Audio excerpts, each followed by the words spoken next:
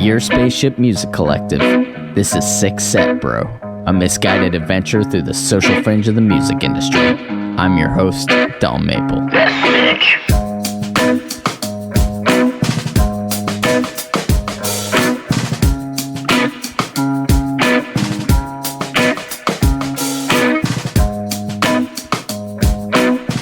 Welcome to Sick Set Bro, a entertainment and music podcast brought to you by the good folks over at Your Spaceship Music Collective. That's the first time I ever said that at the start of a podcast.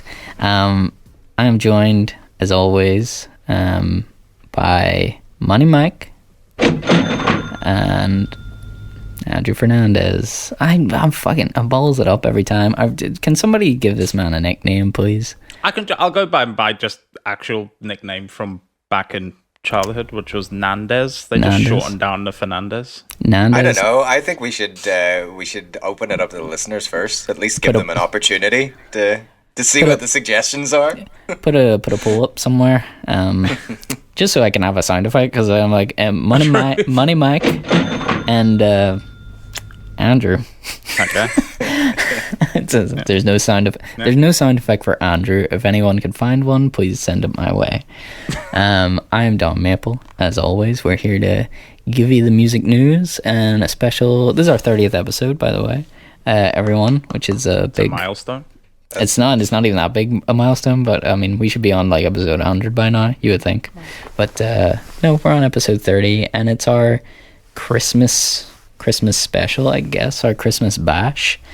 Because I mean, nobody else is going to a Christmas party this year, so this is as good as it's gonna get, everyone.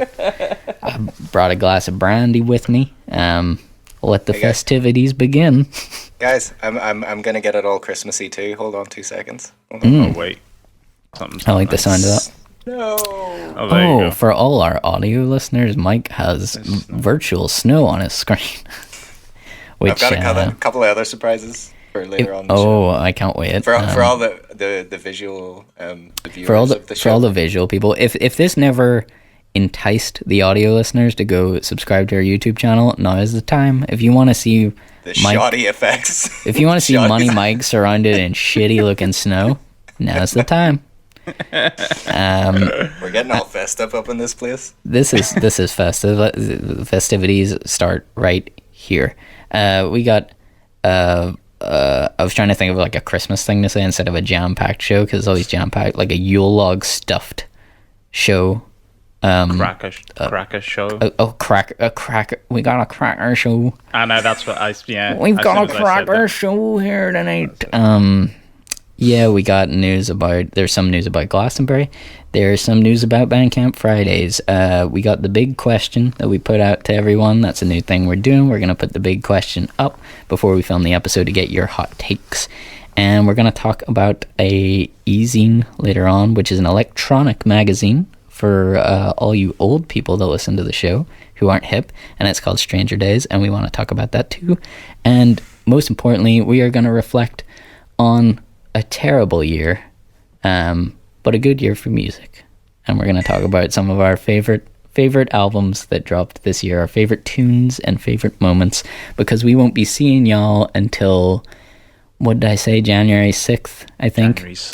It will be January when you next hear our sultry voices. Or first, somebody could tune in for the first time. It could be your first time. That is true. No pressure for us.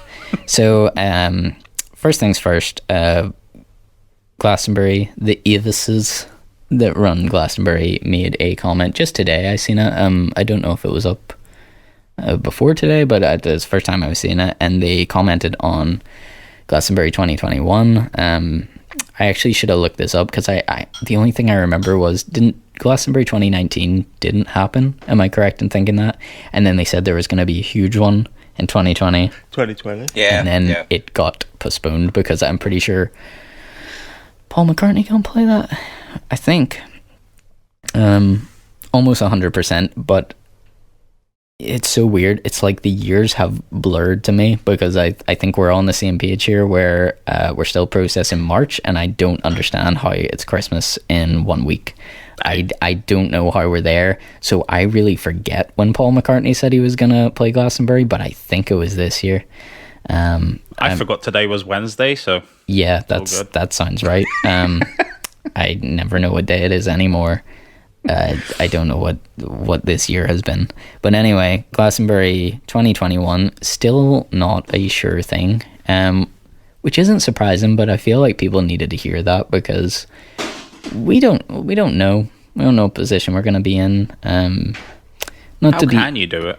No, well, not to be all doom and gloom here, but the unfortunate thing is it's very positive here. We got a lot of talks about a vaccine. People are starting to get it. That's all great news, and I desperately hope that is a good sign health-wise. But the fallout of this whole year is going to be not only the mental effect that it's going to have on people going to things like this, but it's also the financial effect, and the economy is going to be in the toilet, probably worse than it ever has in history. And can people even afford to go to Glastonbury? Like, I mean, I don't know, man. It's a weird thing to try and decide at this moment in time, and I think that's why they're not saying anything definite. You have to assume that they would run with the lineup that they were meant to have had, but who knows? Who knows what those artists will be like then? Who knows if they'll be able to do it? But anyway, the main story there is just that they have not said it's definitely going to happen. They said they're very unsure still of if they can do it or not. See, if you had to, would you buy a virtual ticket? Mm-mm. Like, how they done like the I don't think so. Because no? it would be so weird because like they normally televise those things anyways. That would be my beef. Exactly. You hit it before I even had to say it. Is like it always was free for all of a sudden for it to not be free. It's not free to go for the mere reason it's a different experience. But you can't just start charging for that all of a sudden. It's not a festival where you would be supporting like artists who really need it as small-time much. Artists that need the money. Yeah, it's either ones that are on the first couple of rungs and are already on their way, or it's people who are right at the top of the food chain that are already like making their money, if you know what I mean. So like, yeah, I don't know. I would feel weird. About spending money on it. Even taking the virtual ticket thing out of the way, would you watch if they done a performance like most award shows have done this year, where they do like a high budget or whatever performance and it's online? Oh yeah, I mean, I would usually watch Glastonbury anyway because it is usually on. It's usually BBC iPlayer, I think it is, every year. So like, I usually watch the performances anyway. So to me, there's no difference there. The problem is they'll never be able to have something of that magnitude without a crowd.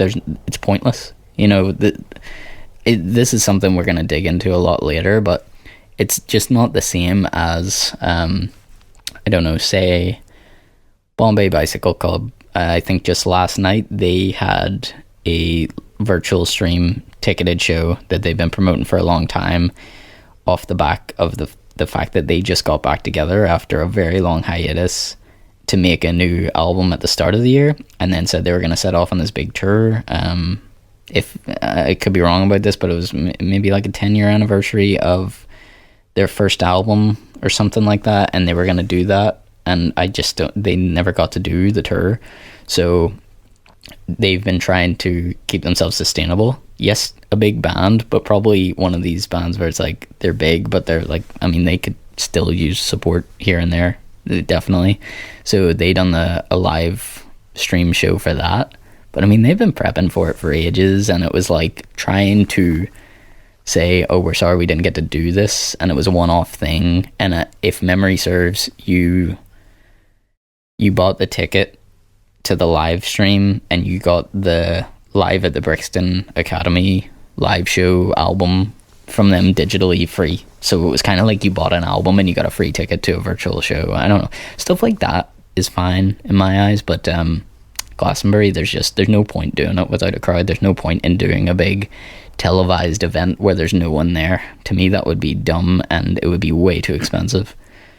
I think. Go ahead. I think I was just gonna say. I think the thing as well is like it's such an unknown next year what it's gonna be like and stuff. I really think that those large scale festivals are not gonna be the first thing that comes back. To me, like small club gigs, then maybe like stadium shows or whatever, then maybe like an absolute mass gathering of people at festivals. I feel like it's not just going to be like the floodgates open and everything is back. As like to me, they're going to start with like smaller venues, are they not? Well, I mean, logically, you would think that. The confusing thing there, Mike, is the benefit of Glastonbury is that it's outside. Whereas they're telling you the worst thing you can do is have a lot of people crammed indoors, inside. Yeah. So it's like, is it better or not? Because they're saying that sporting events outdoors, they're letting that happen at a reduced capacity. So is it more likely to see Glastonbury at a reduced capacity? But then it can't even pay for itself, can it? I don't know. Yeah. There's a lot of question marks, which is why I think they've been quoted as saying, we can't guarantee it's happening. Because with sporting events, you can like split people up individually into groups, like families and stuff, whereas Glastonbury, everyone's on top of each other. It would be quite a big job, unless it's going to be a seated event.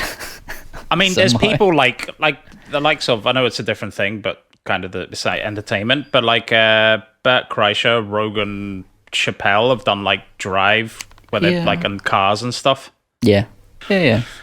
Stand-up and music's obviously two completely different things, but I've seen a couple of people try that. I think actually, and so I watch you from afar, and I'm so sorry I missed it. Right, the weird thing, right at the height of lockdown, like people were trying to do some interesting stuff. Like there was the drive-in movies and stuff, and I thought they were going to keep that going, like because I went to one and it was really enjoyable experience, and I definitely would have went again. Me and Jade went and watched The Goonies. And then there was people trying to do like the drive-in shows. Now, I don't know whether it's the cost involved, because obviously the attendance is a lot lower because there's only so much space and stuff. But I missed it. I didn't see it until it was too late, I'm pretty sure. And so I Watch You From Afar done a show, and I would have loved to go to that, like, because those guys are incredible live. I can only assume that it's probably a cost thing. Reduced capacity, a lot of work put in for managing cars to park a certain way is just a pain in the ass. And I don't know. I think it's a lot of effort, and they probably don't benefit, because I seen all that stuff happen at the beginning and then it just stopped. And I'm like, did that just stop because it wasn't viable financially, or was it because the lockdown rules became even stranger? Or to be honest, at that time they were doing it, the summer, it died off, and I was like, do you remember whenever we were getting like 0 deaths a week and stuff like that? Like, I mean, that was, everyone assumed we're good. Well, I mean, not assumed, I think everyone knew we were at the end of the first wave and it was the waiting on the second, but like things were open again, so maybe that's why it all stopped. I don't really know. And then it's winter now, winter here, you have no chance of doing a fucking drive-in show, do you? I remember I showed Stu this one, and I swear to God, it was like it was I wish this would be a thing, because like to me it's the future of live gigs. It's such a good idea. I must like see if I can find it again and fire you the link of the video, Andy. But it was this rock band. They weren't like a massive rock band, but it was some European country. I can't remember exactly where it was, but basically they set up a stage, and it was literally facing like a apartment building hotel. Yeah, I did see that. Yeah. So it was pointed straight towards this hotel, and you paid for your gig, and whatever, I don't know how much it cost. Maybe it cost quite a bit, I would imagine, but included in the price of your ticket was a room for the hotel. And basically the way people watched the show was they went out and watched it on the balcony, so you could share a room if you were bubbling with people or whatever.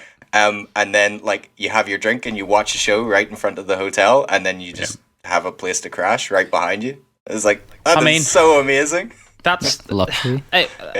Come to think about it again, like wrestling events, because I'm just picking things out of my head, like WWE have had like the bubble, the NBA bubble, but WWE almost have like an arena of screens, not an arena of screens, but at least one row of people that can watch it, and then they have like some people from like the organization there and stuff. But if you're going to a Glastonbury thing, it's like Yeah, I don't. I think they either have to do it the way it's meant to be, or just at a reduced capacity with a lot of security in place. But I just don't see how it could be like financially viable to do the second one. Yeah. Like, I don't think that's possible. So it's either a question of, if we're not 100% certain that you can do Glastonbury on full scale this year, then it waits, and you do next year, because the only thing it's going to do is build even more hype.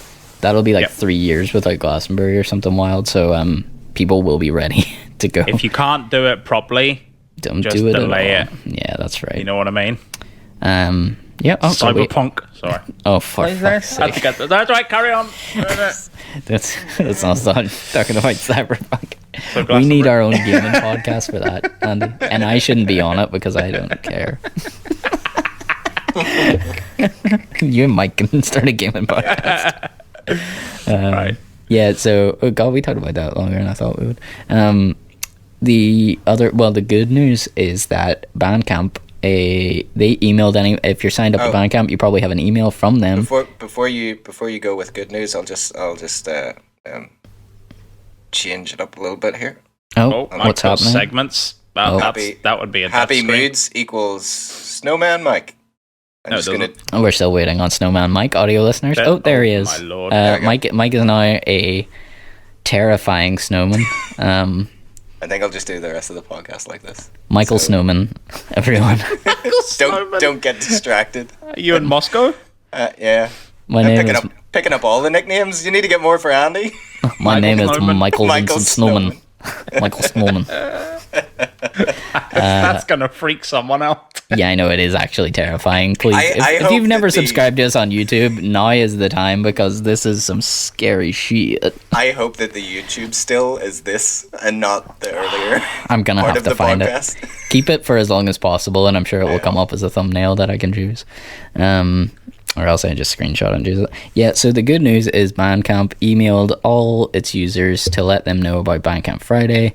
If you listen to the show, you've probably heard us talking about it before. So, brief overview, as quick as I can, is that Bandcamp is somewhere you can buy music from artists like most other sites. But this year they decided that as a lot of artists were struggling and they weren't making money off the normal shows, they would waive their fees that you would usually have to pay to them. If anyone doesn't know, usually if you put your music or any type of merchandise, if you make design like t-shirt designs or whatever the hell, those companies usually take a big old cut of the pie.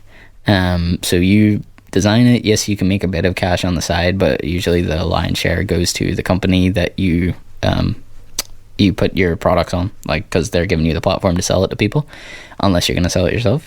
So Bandcamp is one of those companies, and they are pretty good. You still make way more money on Bandcamp than you would on Spotify, but every Friday throughout 2020 during the pandemic, they decided to waive their fee so that artists receive 100% of the profits of anything that they sold, which was awesome, and that was really nice of them to do. And the news now is that we weren't too sure whether that was ending in December here. I released something in December thinking it was going to be the last one, but apparently we're going through until May now, which is very cool news. They pretty much said what we were talking about there, is that they don't know what things are going to be like next year. We can't just assume 2021 means that everyone's all good again, because financially I think everyone will be fucked. Which is the downer of the vaccine side. Is like, everyone gets vaccine, yay. Oh, we lost a lot of money last year, because that's totally what's going to happen. Oh my god, there's a snowman drinking beer. That's weird to see. So, you know what? Let's hear it for Bandcamp for giving us Bandcamp Fridays up until May. Hurrah.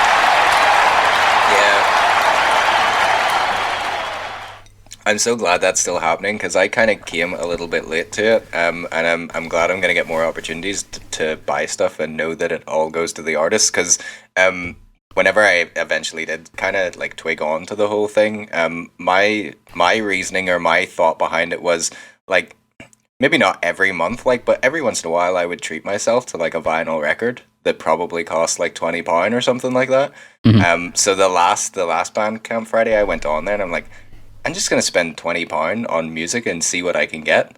And I swear to God, like, it was like 3 or 4 albums or something like that, and a whole bunch of singles from different people. I think I came away with like 8 to 10 purchases or something like that. Yep. And obviously you get the good feeling of like actually like giving it to artists who are trying to like build something as well, instead of somebody who has the money there to get mass produced vinyl records made. You know what I mean? Yeah. You can always get that vinyl the next month or something, or maybe hopefully somebody will get you one for Christmas insteed. I'm sorry, Mike, but I have not got you one for Christmas. If that's what you're insinuating, I've not got you a vinyl for Christmas. Let me down. I know. No, I seen that Did you usually did that. rely on you for a vinyl at Christmas. Nah, not this year. I got you one for your birthday. Is that not good enough? Yeah. It was really good. I seen that you done that, and that is a good idea. Like, I mean, if you're gonna, especially if you're gonna buy music physically, like, I know some people do that and they like to have it, but you know, if you're really a music fan and you want to like fund the artists, I mean, some people are just collectors, I guess, but it's like you can get so much for the same price of like one record. Yeah. I know it's digital and everything, but at least you know it's going to the right people. That's really the main issue with any of these corporations, is like, is the money going to the right person? And 99% of the time it isn't, unfortunately.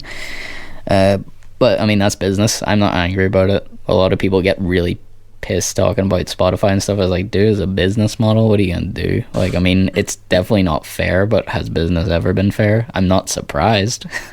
It's like, you gotta do it yourself. That's all you can do, is make the right business moves. If you try and turn a profit, it's ridiculously difficult, and that's why being a musician sucks. That's our podcast, everyone. Yeah.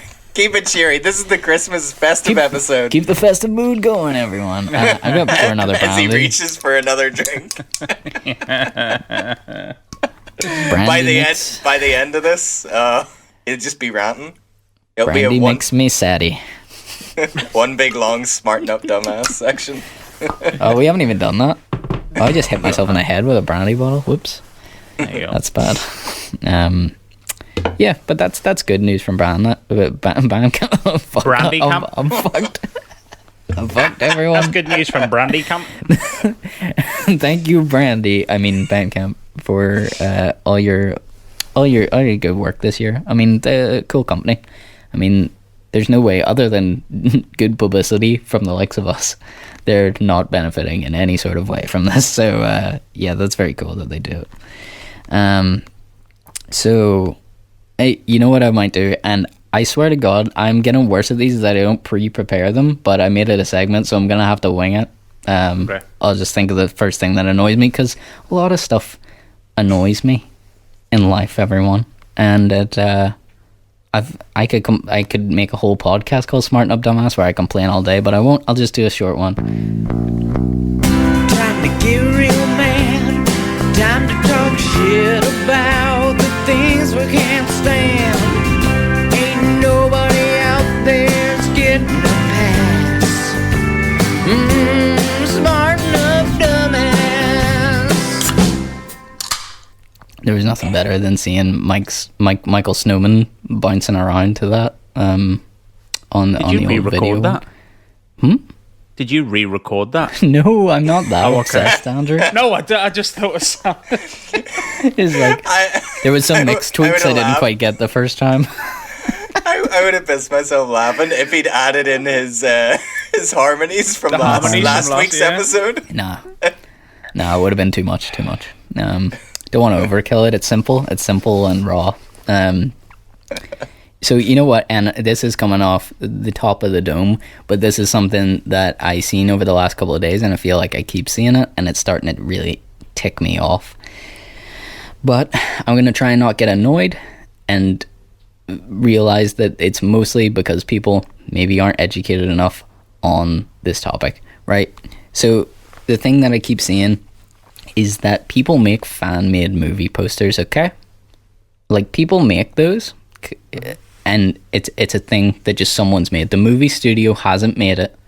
It's not that a new movie is necessarily coming out. People hear rumors about stuff, and then they make a fan-made movie poster. There is pages completely dedicated to it. If you want to follow Boss Logic on Instagram, he is one of the finest He made a living for himself making these fan-made things and actually ended up animating for real stuff. I think he recently done animation for Black Adam, the upcoming rock superhero movie. He like made a thing to promote it. So people like Boss Logic, we'll take him as an example. Boss Logic will hear rumors in the nerdosphere that, you know, people like me love to deep dive into. Like, one of the most recent was that in the Mandalorian, they're thinking a Jedi should come into it, more than likely. And people thought, oh, maybe young Luke Skywalker should come in.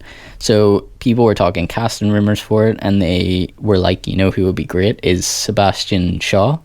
Sebastian Shaw, yes. I think that's his name. The guy that plays Bucky in Winter Soldier, all the Marvel movies. He plays the Winter Soldier. If you cut his hair and give him short hair and give him a little mop on top, he kind of looks like young Luke Skywalker. It looks legit. So because these casting rumors were running around sort of saying, look, he already works with Disney and we need a Jedi in The Mandalorian. Wouldn't it be cool if he was cast? Somebody like Boss Logic goes and makes a movie poster, like a poster for The Mandalorian, and he takes Sebastian Shaw and he puts a little wig on him and photoshops in a lightsaber, and he makes it look super, super legit and says, look how cool this would look, right? Yeah. That's the thing. Concept art, basically. It is concept art, and it's a thing that people do, and they make a living off of it.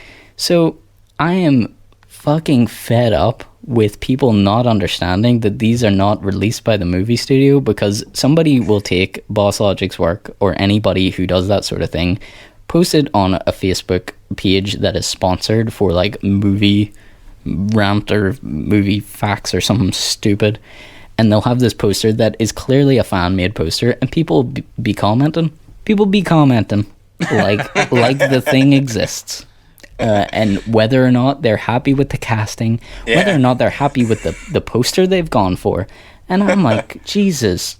Like, this is a very, very bad idea. This movie's gonna bomb. I don't like him at all. Fucking totally. The most recent is anyone that is a Spider fan, like myself.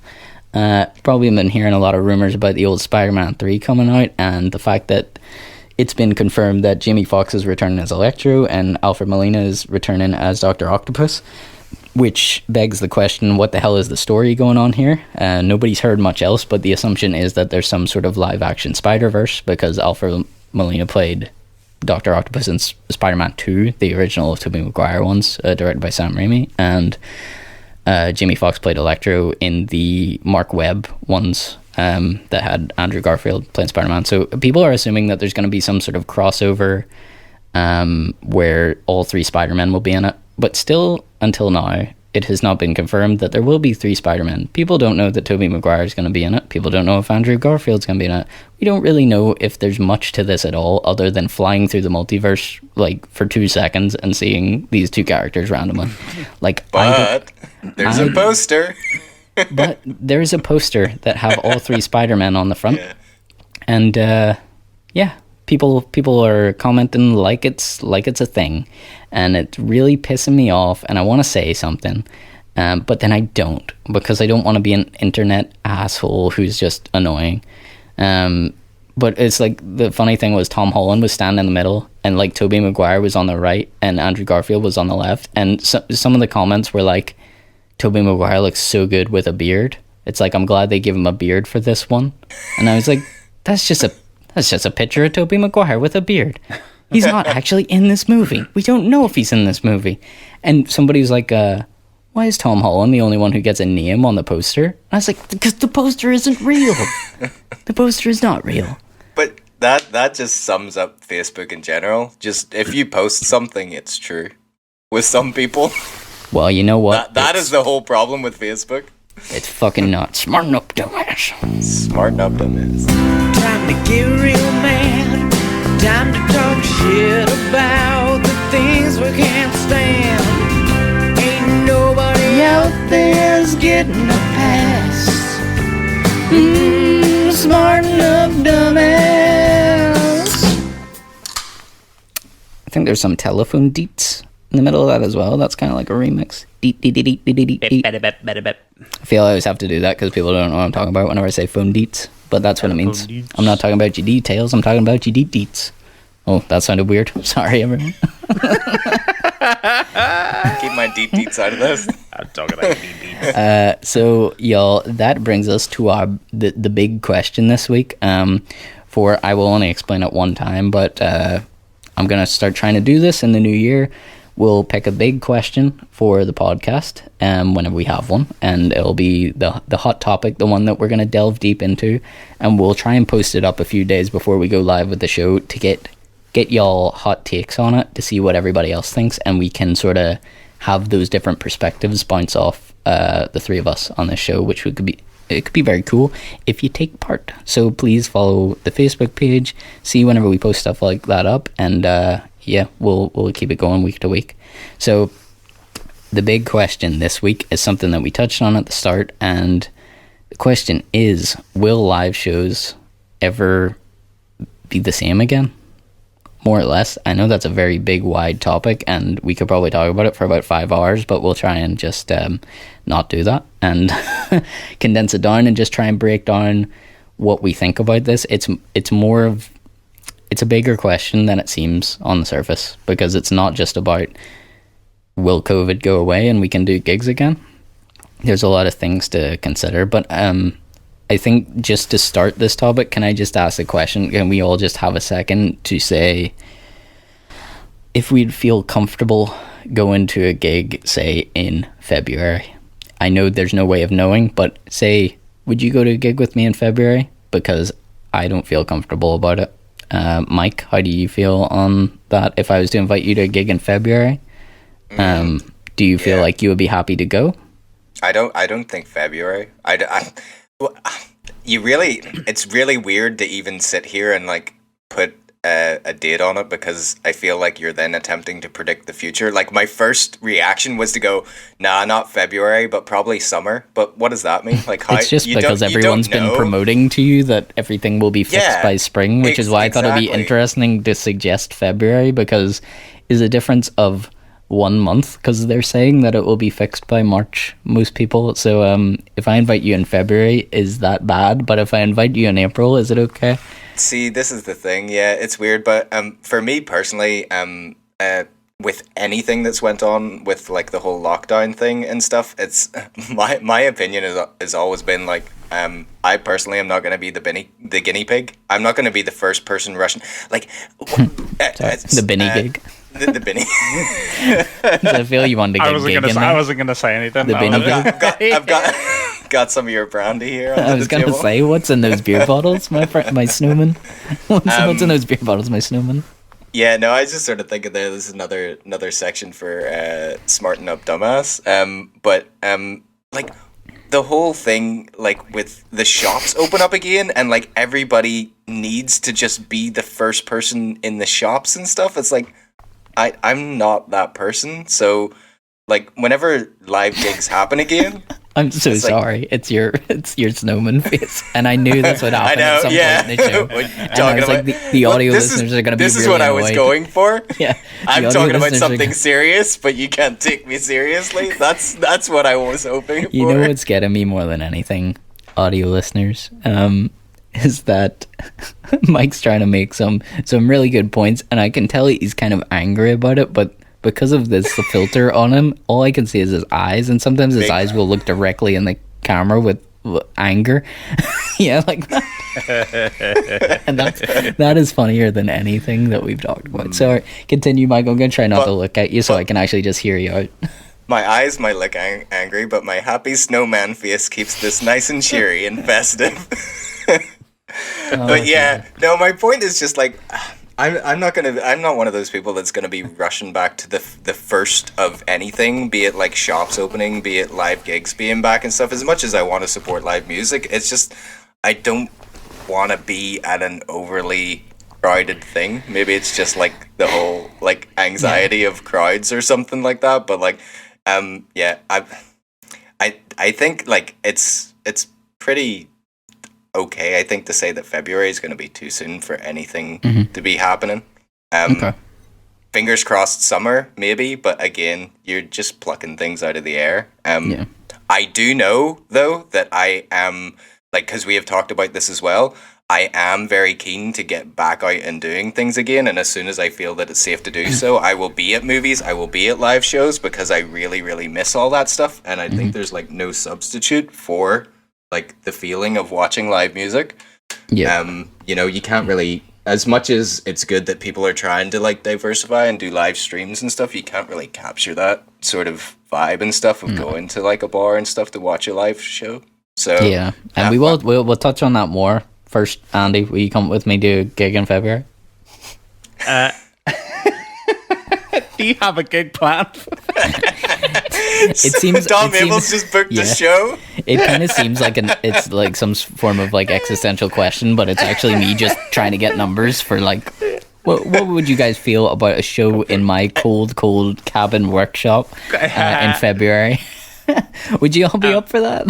Or anybody in the comments be up for that? Or I feel like this is like a band memes thing, only in real life. $500 a ticket. I gotta make my money back because we're only allowed 3 people inside.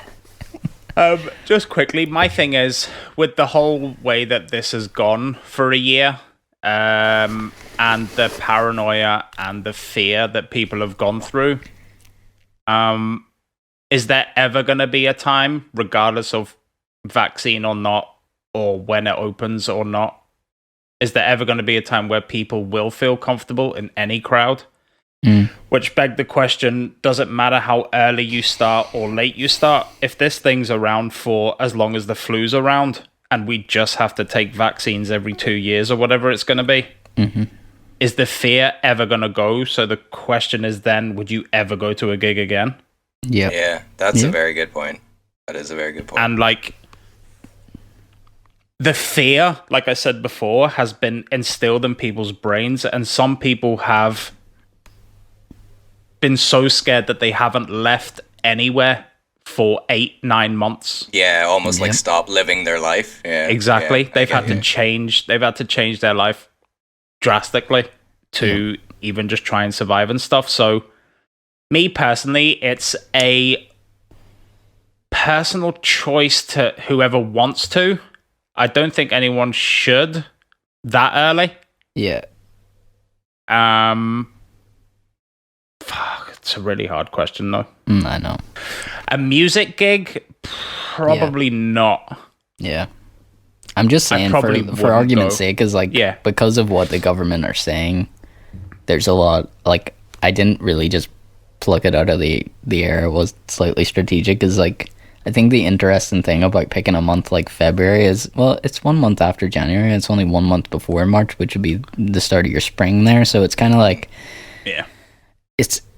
it's not that far away, really. But people think February is too soon, but they don't really think March is too soon. People think March is okay to like start booking holidays and stuff. Although, I mean, like, I'm talking about the people who are actually worried about it, because I am fully aware that there's certain people who are going on holidays as we speak, wherever they can go, and there's people who will happily bust into, like, you know, a bar or a club the minute it opens. And I'm not, you know, I'm not here to judge you. one more thing, just in case you go off on one. I also think that it should be up to the venue, depending on how they handle COVID protocol, spacing, people coming in and out. At some point, you're going to have to let people make their own choice. I know that's the easiest thing to say, and that's like, it's just such a off-the-cuff thought to say, but no, I get what you're saying. Just keep it's like closing stuff down and opening it, closing, open it, because otherwise the fear is never going to go away. Ever going to go away. No, I get that point. It's like if the venue has all the necessary protection and stuff in place, at some point you have to just trust people to go, well, it's like risk assessment for each individual person, and it's how much somebody is willing to go ahead to watch a show or not. It's like as long as they've made it as safe as possible at some point. And I feel like that is where people will start to dip their toes back into. That's how it's going to happen. It's going to be like stranger gigs than what we're used to before, social distancing measures and stuff in place, and the choice becomes the person that's attending the show. It's like, if you want it, it's there, but if not, whatever. Yeah. I think that's probably like the first gigs are probably going to look like. Because it's weird even thinking about being in a room or that we used to go to. Yeah. I haven't, when's the last time you went and actually high-fived someone, without wearing, hug someone, shook hands, just... Yeah. Even that's that instant, that thing that clicks in your brain, it's like, oh, and then do you do it or not? And it's like, if that little tiny bit of fear is there, then when do you start going to stuff? But yeah, you're right though. And I can't really remember if Mike, sorry, just while I'm talking about this, can you do me a favor? Can you pull up on Facebook? There's a couple of comments left on this topic. I think if you go into the cosmonauts of the spaceship chat, just so we can get a couple of points. I can't really... my technology does not work very well over here. But who knew the Snowman could do tech as well? Dude, he is. He's like young Jamie from the Rogan. He's the young Mikey Snowman, which sounds like a fucking ice cold rapper. That's why they call him the Snowman, because he's ice cold. There is a rapper called the Snowman. Young Jeezy's nickname's the Snowman. Damn. You know what I hate? Sorry, what's his name? Young Jeezy? Well, he's called Jeezy now, but he has been going on since the early 90s. You know what? It's a smarten up dumbass for a different time, but rappers can't have more than one nickname, because I'm sure his birth given name was not Young Jeezy. So it's like, he's Young Jeezy, nicknamed the Snowman. You know what? Fuck off. You can't have all the names, because we're starting to run out in this day and age. Doesn't matter. Different time, different topic. Yeah, the COVID thing, you see what you said. Best point ever. And I apologize, because sometimes I forget what I talk about on this podcast, and I just talk about to other people. But if anyone watched Dave Chappelle on Joe Rogan, even though I'm not a fan of the Joes, but I'll watch Dave no matter where he is. I'll watch Dave whenever he's... God, I don't know. I'll watch him under the worst circumstances ever.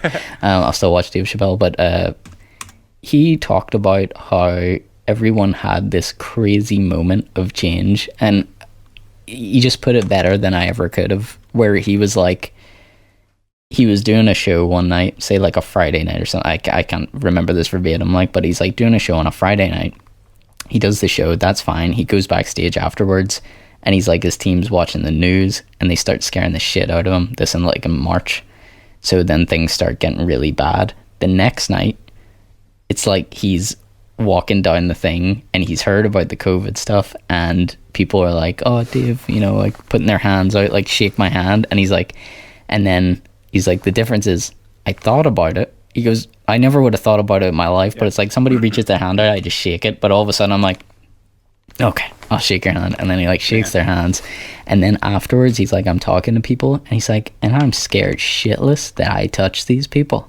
And he goes, all of a sudden, overnight, people went from nice to meet you, reach your hand out for a shake, hugging your mother, high-fiving the bros, you go from that automatic reaction to you see another person and you initially stand back.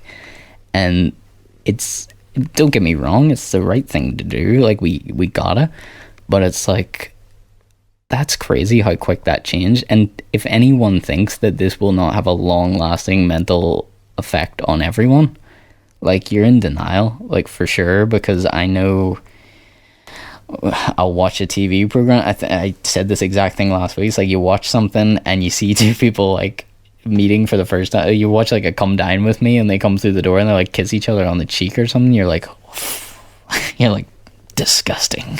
Crazy bastards. Yeah, I know, you living life on the edge. There's some shows that I know. Yeah, sorry, we've all Sean had Connery. fuck up. No, we've all had fuck ups. R.I.P. Sean Connery.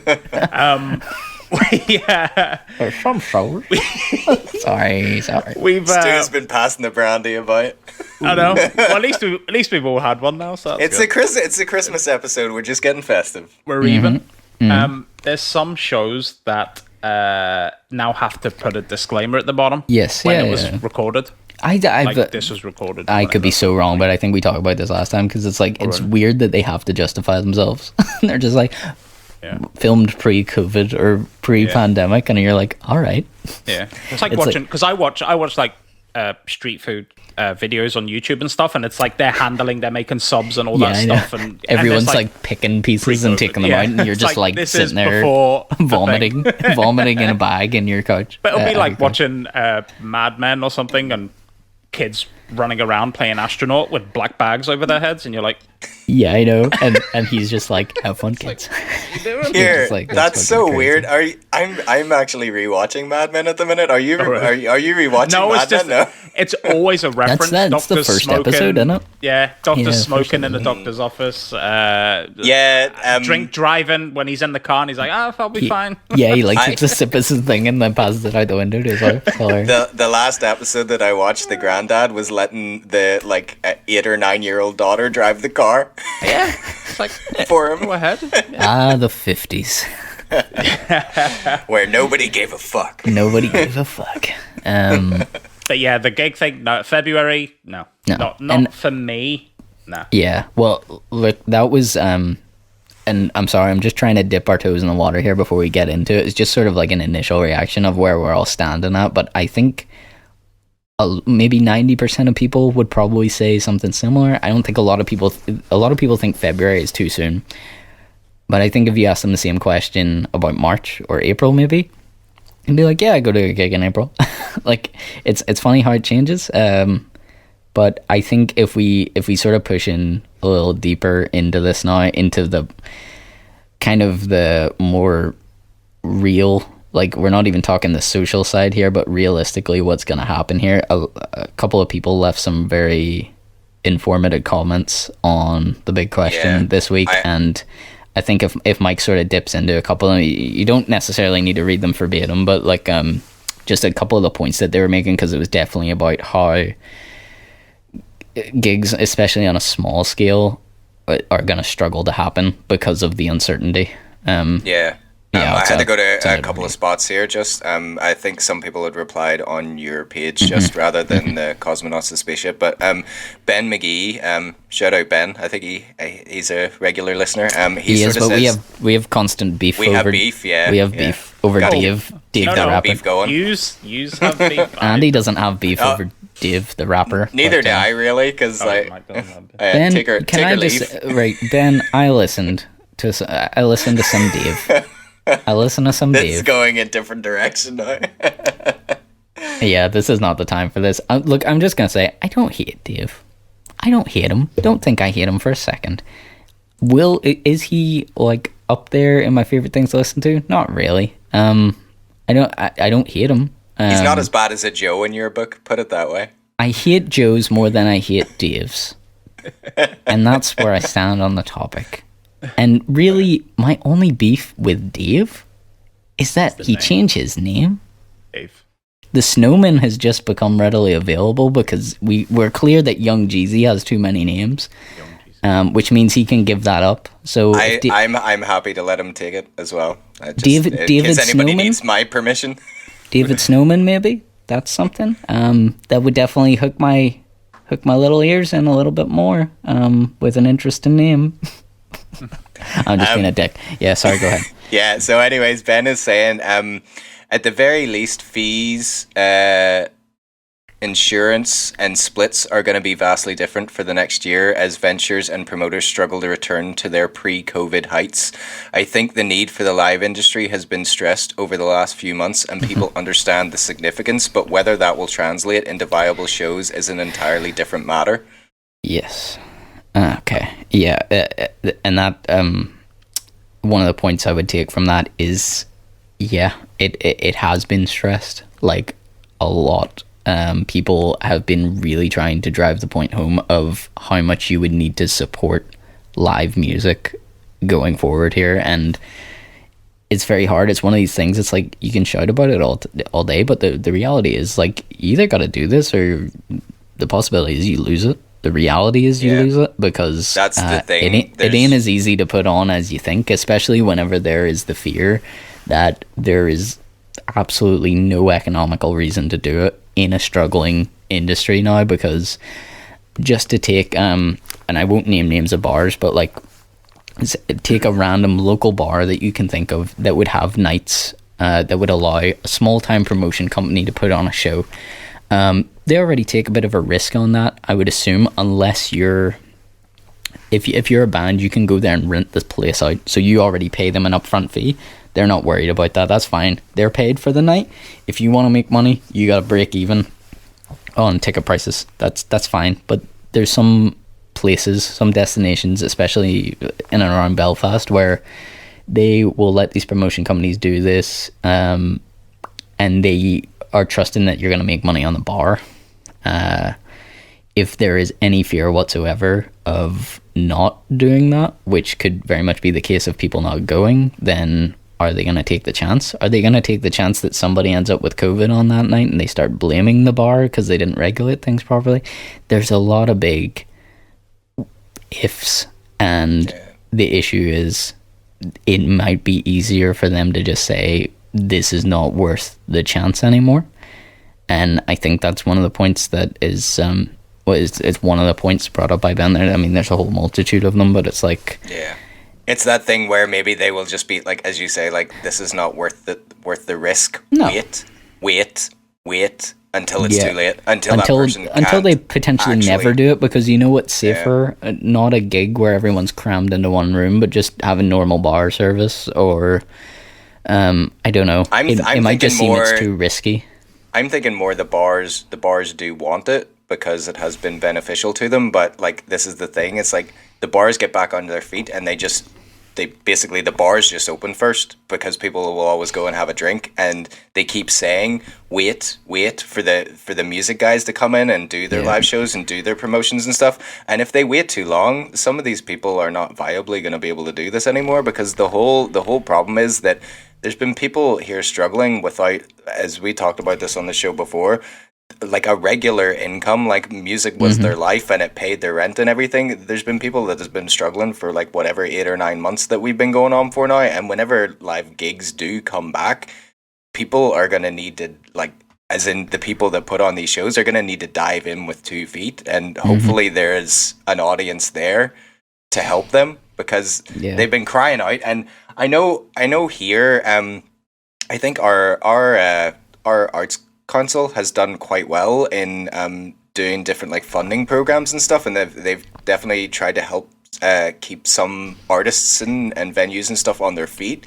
But I mean, there's only so much that they can do there as well. I still know that like there's definitely a lot of people falling through the cracks.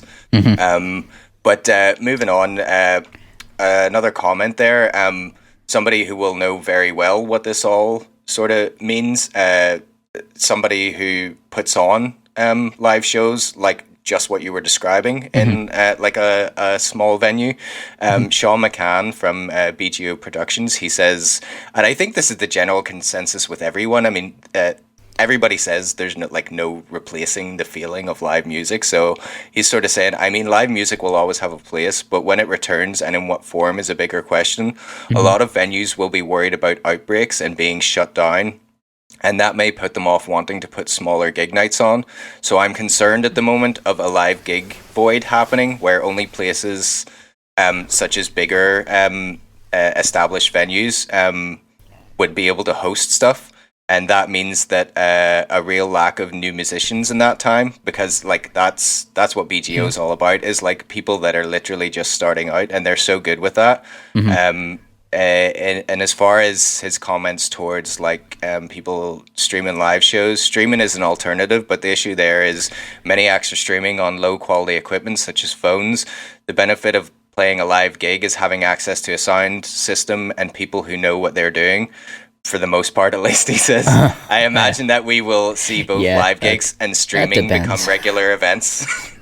I definitely remember having very terrible soundmen. It depends where you go. Absolutely hate. And that's gonna be a smarten up dumbass one day. I seen the same guy that I hated who did my he did my sound for a show, and I hate him so much. And I don't like the guy, and I don't even know his name. But then I seen him do sound at an Electric Six gig, and Mike, did we or did we not come out there with less hearing than we went in with? We went to see them like 8 or 9 years in a row, and never have my ears been more busted in my life. I've never been to a show like that. I've never been. It was the worst sound I've ever heard from anything in my life. Yeah. So it vindicated me, because I thought I was maybe overreacting at the time, but it's like, no, he was a terrible soundman. And like, my wife still says she can't hear properly since then. Like, she's adamant that she has damaged her hearing from the show. I remember going to I think me and you went to the toilets, and I heard people through my muffled ears saying that they couldn't hear properly. It was like he just deafened everyone in the room. Like, there's no way that was within the limits of how many decibels they were allowed. It doesn't matter anyway. Like, but yeah, there's a lot of people who don't know what they're doing. You're right, Sean. His final point was just like, if the quality of streams is low, then it doesn't do the artist any favors at all, and I 100% agree with that. I agree too. And it is a hard. It's arguably just as hard to get. I mean, we see all the memes and the jokes about getting people to live shows, even like friends and stuff. It's arguably just as hard to get somebody to give up their Friday or Saturday night to sit and watch your live stream from your bedroom. Like, you literally need to put the effort in. It needs to look like a pretty impressive. If you have lights, use lights. Make sure your sound is fucking ace. Like, anything that you can do to enhance it, because I mean, it's the same as trying to drag people out of their houses to shows. I mean, you really need to give them a reason to. And if you're just gonna fucking stick your fucking 3-4 year old iPhone in the corner of the room, and play against like a blank backdrop and like your cat sitting beside you or something. Hey, well, I would watch that. People might tune in for the cat, actually. I would tune in for the cat. Yeah. Yeah, I mean, like, I know we've talked about this before. I know this is shameless self-promotion, but obviously my live stream, I only done one this year. It was the hot thing, so I thought I will give it a go, and I hadn't played a show in so long. I mean, maybe more than most, because I pretty much took a break from this time last year, maybe, because I knew I was gonna have a baby, and like, I pretty much just went on like a hiatus from the whole Dom Maple thing for a while, and I was like, yeah, it would be cool to play to people. The live stream seems like an idea that I could try. Really nothing to lose on it, but like, my setup was insane, and I'm so surprised that it actually worked, because I thought something would go down on me and the whole thing would fuck up. But like, I ran like a live stream through Streamlabs OBS, which I only know about from streaming games, mostly because of Andy, for his Twitch stream, and I seen him doing it before, and I streamed some games first on OBS, just to get used to it, and then I used it for my live show so that I could cast through that with like templates and like a start title and everything like that, and ran the whole thing through my interface with plugins, like monitored audio plugins, so that I could add like slapback to my voice. I could add certain effects to the guitar. I had backing tracks that would play through my DAW at the same time. There is no way that everyone is going to be in the know of how to do that. And even still, I mean, production probably could have been better. It's like, I think it was pretty good for a live stream from your home. It would have been nice to have better quality cameras, because I was using a 1080p webcam, but it was kind of, because I was running a live stream, it was a bit glitchy. Like, I think it ran through Skype, actually. I can't even remember what I used in the end, but I like did a screen grab from Streamlabs, like, so I could live stream what my laptop was seeing. It was a lot. There was a lot going on that night. There was a lot going on. Here, I like no joke or anything, and it's not just because we do the show together. You're my brother or anything else. That was like a really, really cool live stream. I enjoyed it. Me and Jade sat down on a Friday. Was it Friday night or Saturday night? I can't even remember, dude. I don't even know. It was the weekend, and like, you know, people have things to do and stuff.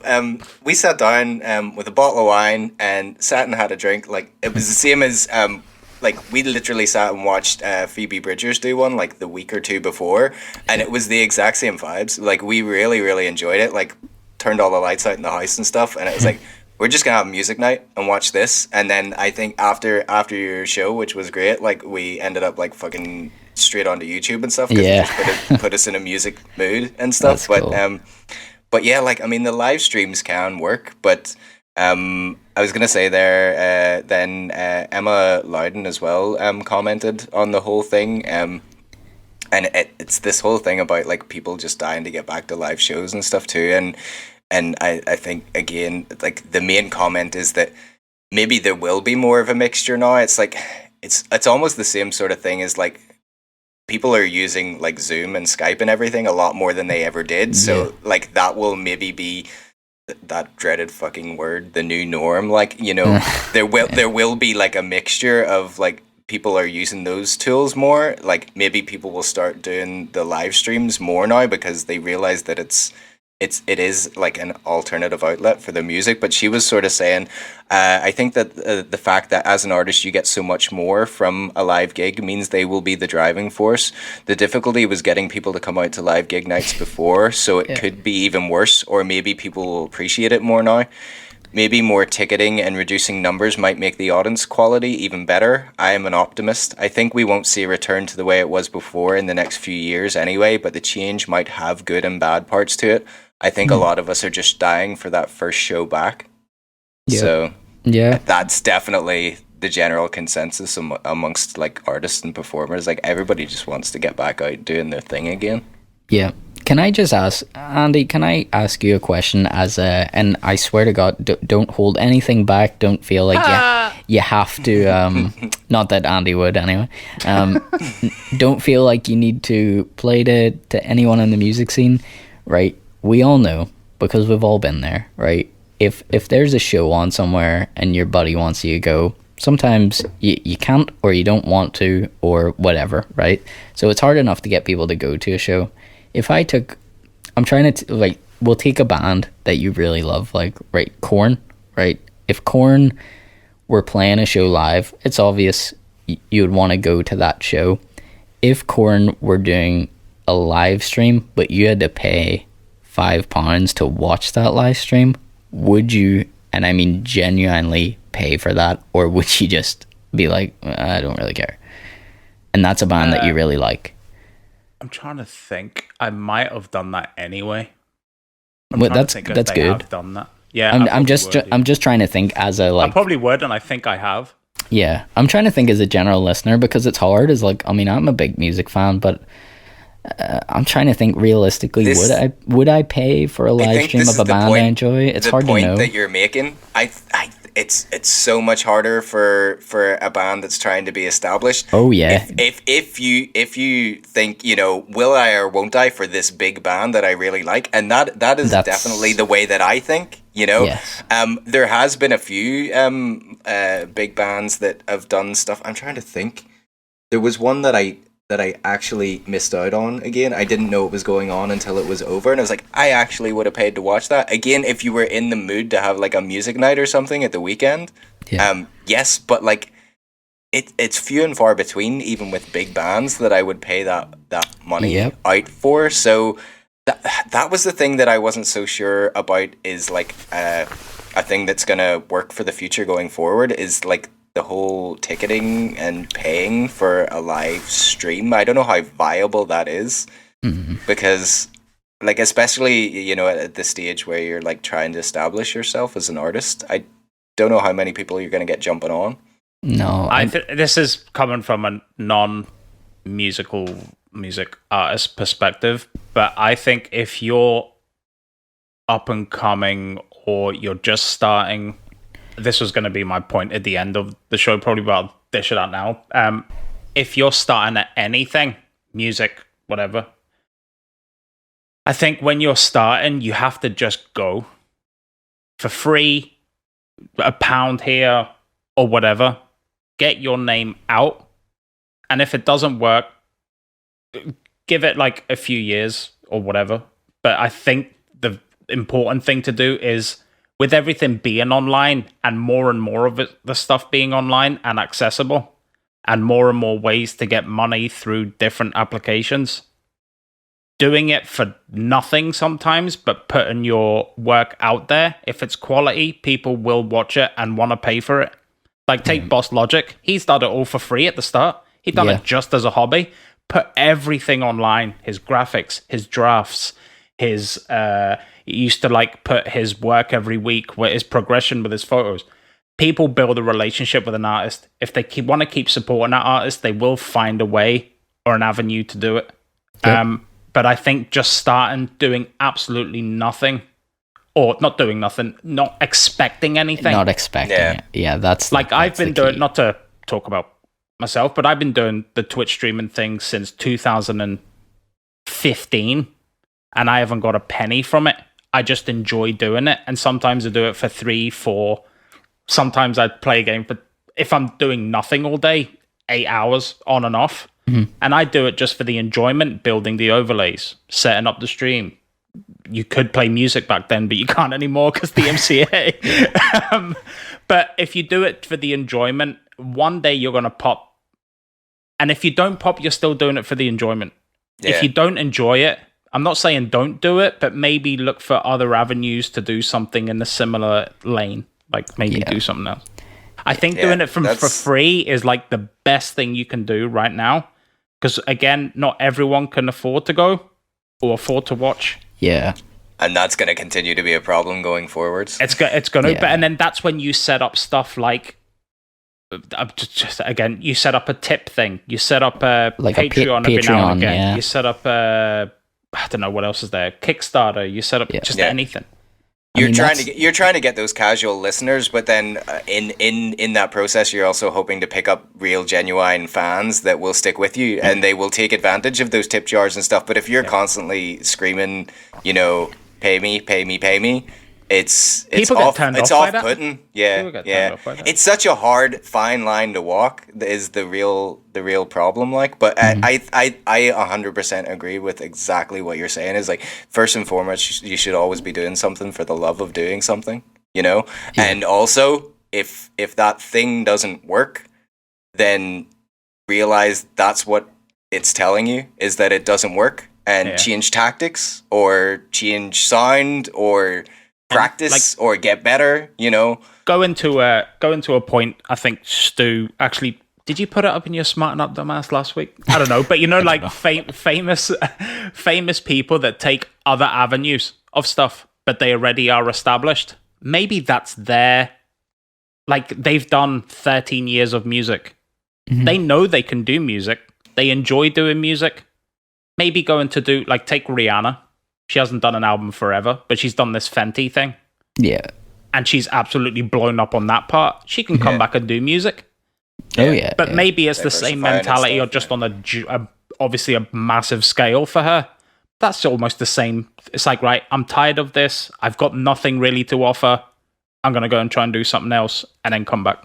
Yeah, it's that inspirational poster bullshit sort of thing. It's like, about like how many times you have to fail, and like how you actually learn from failure, or how you react to failure. Sorry, is the better way to put it. And it's like, if you decide to learn from it, then you will eventually figure out, what works and what you can do. Whereas if you just keep taking failure to heart, you're not learning anything from it, if you know what I mean. So, but yeah, I don't know. How did we get onto this? Well, like, in a way, it's we pretty much got onto it because I like asking Andy's opinion. It's one of the reasons why we always thought this would be a decent dynamic for a podcast, especially that talks about music life.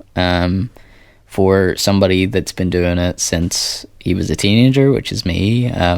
Mike, you've obviously been doing it for a number of years once you joined in with B Button. And Andy, you've never done the music thing. Like, that's not, you go to the shows, you're a fan of it. I was denied playing saxophone in secondary school. And that ever since, you've held a grudge. Fucking music teachers. All the kids out there, never do music in school because it will kill it for you. And I stand by that. Yeah, I like asking Andy's opinion because, you know, unfortunately for a lot of stuff in the music scene, and it's not really stuff that people want to hear, but it's like, if you get a group of musicians together, they will talk a lot about kind of what you said, and yeah, it is slightly going off the COVID thing, but to try and relate to, say, live streams, right? If we bring it back to that, it's the idea of you need to get paid for your work. You need to put a price tag on your work or else you devalue it. That is the musician mentality, and that is the artist mentality, and a lot of the time I agree with that. That is right.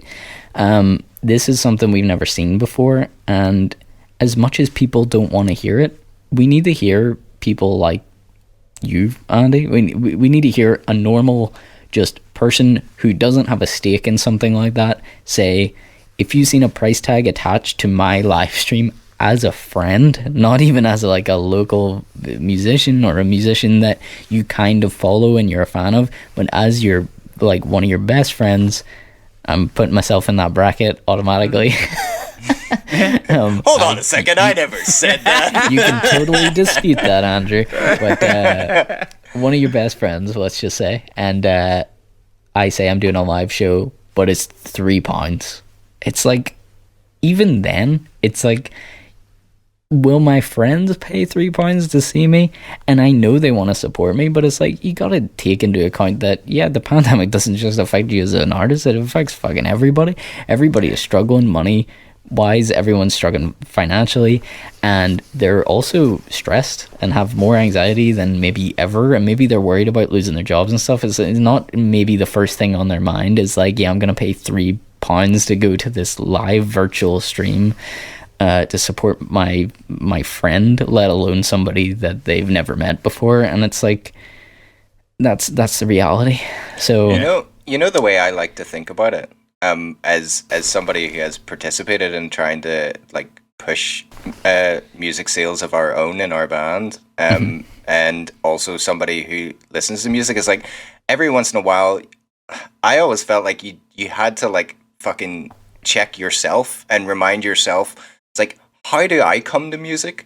How did I end up spending money on certain bands? 100%. It's not that they right away started asking me for money. They won me over with a music video. They won me over with an interview where they were like really funny or really interesting. They won me over with an incredible song that just got fucking spread everywhere because it was really cool.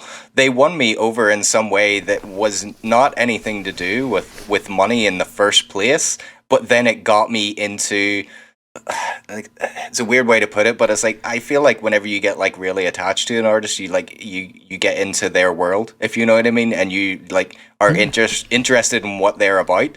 But there has to be that like initial spark or something. And if you're constantly sitting in your bedroom making the like fucking awesome music and stuff, but you're just constantly, the whole thing is, right, how do I like put up a post about this? This is where you can buy this song. This is money, money, money, money, money. And if that's all anybody sees, as Andy says, that could put off a general listener. And that's like the people that you want to try and reach out to. And those are the people that you want to try and get to be those like mega fans. And not in a way like mega fan fanatic, but like it is kind of like a term, as in somebody who like is interested in everything that you do or everything that you put out, be it like a demo, be it like an interview on our radio show or something. They like always kind of want to check in and see what's going on. But you really need to focus on winning people over first with something different or cool or interesting. Yeah. And like, get out of your own head about the money side. Yeah, like the whole failure thing. For every person that said, like, how many people said no to Jay-Z, how many people said no to Kendrick, how many people said no to, just little songs, little demos, and then they just went, do you know what, we're just going to do this, that, and then gradually just build up what essentially is now an empire for them. But like, yeah, I mean, if you want, go look at there's a Travis Scott documentary. Go see what he was playing at when he first started. Yeah, I've actually seen that like, footage Jesus. As well. It's actually hilarious. He's like, he's the same, he's acting the same now, what he would do now. He was acting the same back then on stage, jumping around, and I think there was like 3 people paying attention out of like 16. Well, look, not that I will ever devalue Travis Scott because I love the guy, but he also did get involved with the Kardashians, and that's like an automatic boost. That is an automatic boost for anyone. And but you make your own luck. I don't know. Maybe I can get fucking, what do you call him? Jeff Caitlyn? Bezos to look at what Caitlyn Jenner. I'll get involved with Sponsored post. Sponsored post. I'll get involved with Caitlyn Jenner. And that will promote my career. Just a quick weird thing about the card that I was seeing on Instagram, just like, this whole elf on the shelf thing. Yeah. Now, I don't know if this is a shitty parent or just a smart idea, because parenting is obviously exhausting, right, Stu? Yeah. Yeah. So 100%. Can confirm. So she done the remaining elf on the shelf days in jars and said they had to quarantine, so she didn't have to do anything for the next 10 days. That is lazy, and I fucking love it. Fucking genius. That is a genius plan. Yeah, that's pretty good. Be like, oh, they got a notification.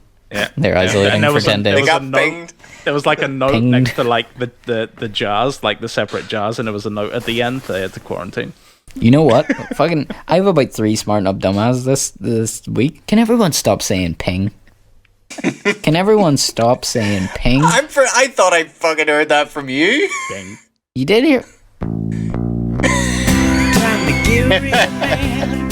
Time to talk shit about the things we can't stand. Ain't nobody out there's getting a pass. Ooh, smart enough dumbass. That was kind of like a different harmony. Yeah, everyone stop saying they got pinged. Whenever they get an alert, a stop COVID NI alert or a fucking COVID care app alert, can everyone stop saying they got pinged? I hate it. I hate the phrase. I don't... Michael Snowman over here, as a IT smartman, is pinged the correct reference? Push up my glasses. Oh, no. I was trying to push up my Snowman glasses. The minute you put your smarter hand in front of your Snowman filter, it disappears and it ruins the illusion. Pinged, is that really the correct reference for receiving a COVID alert? It's not really used correctly in the IT world either. Like,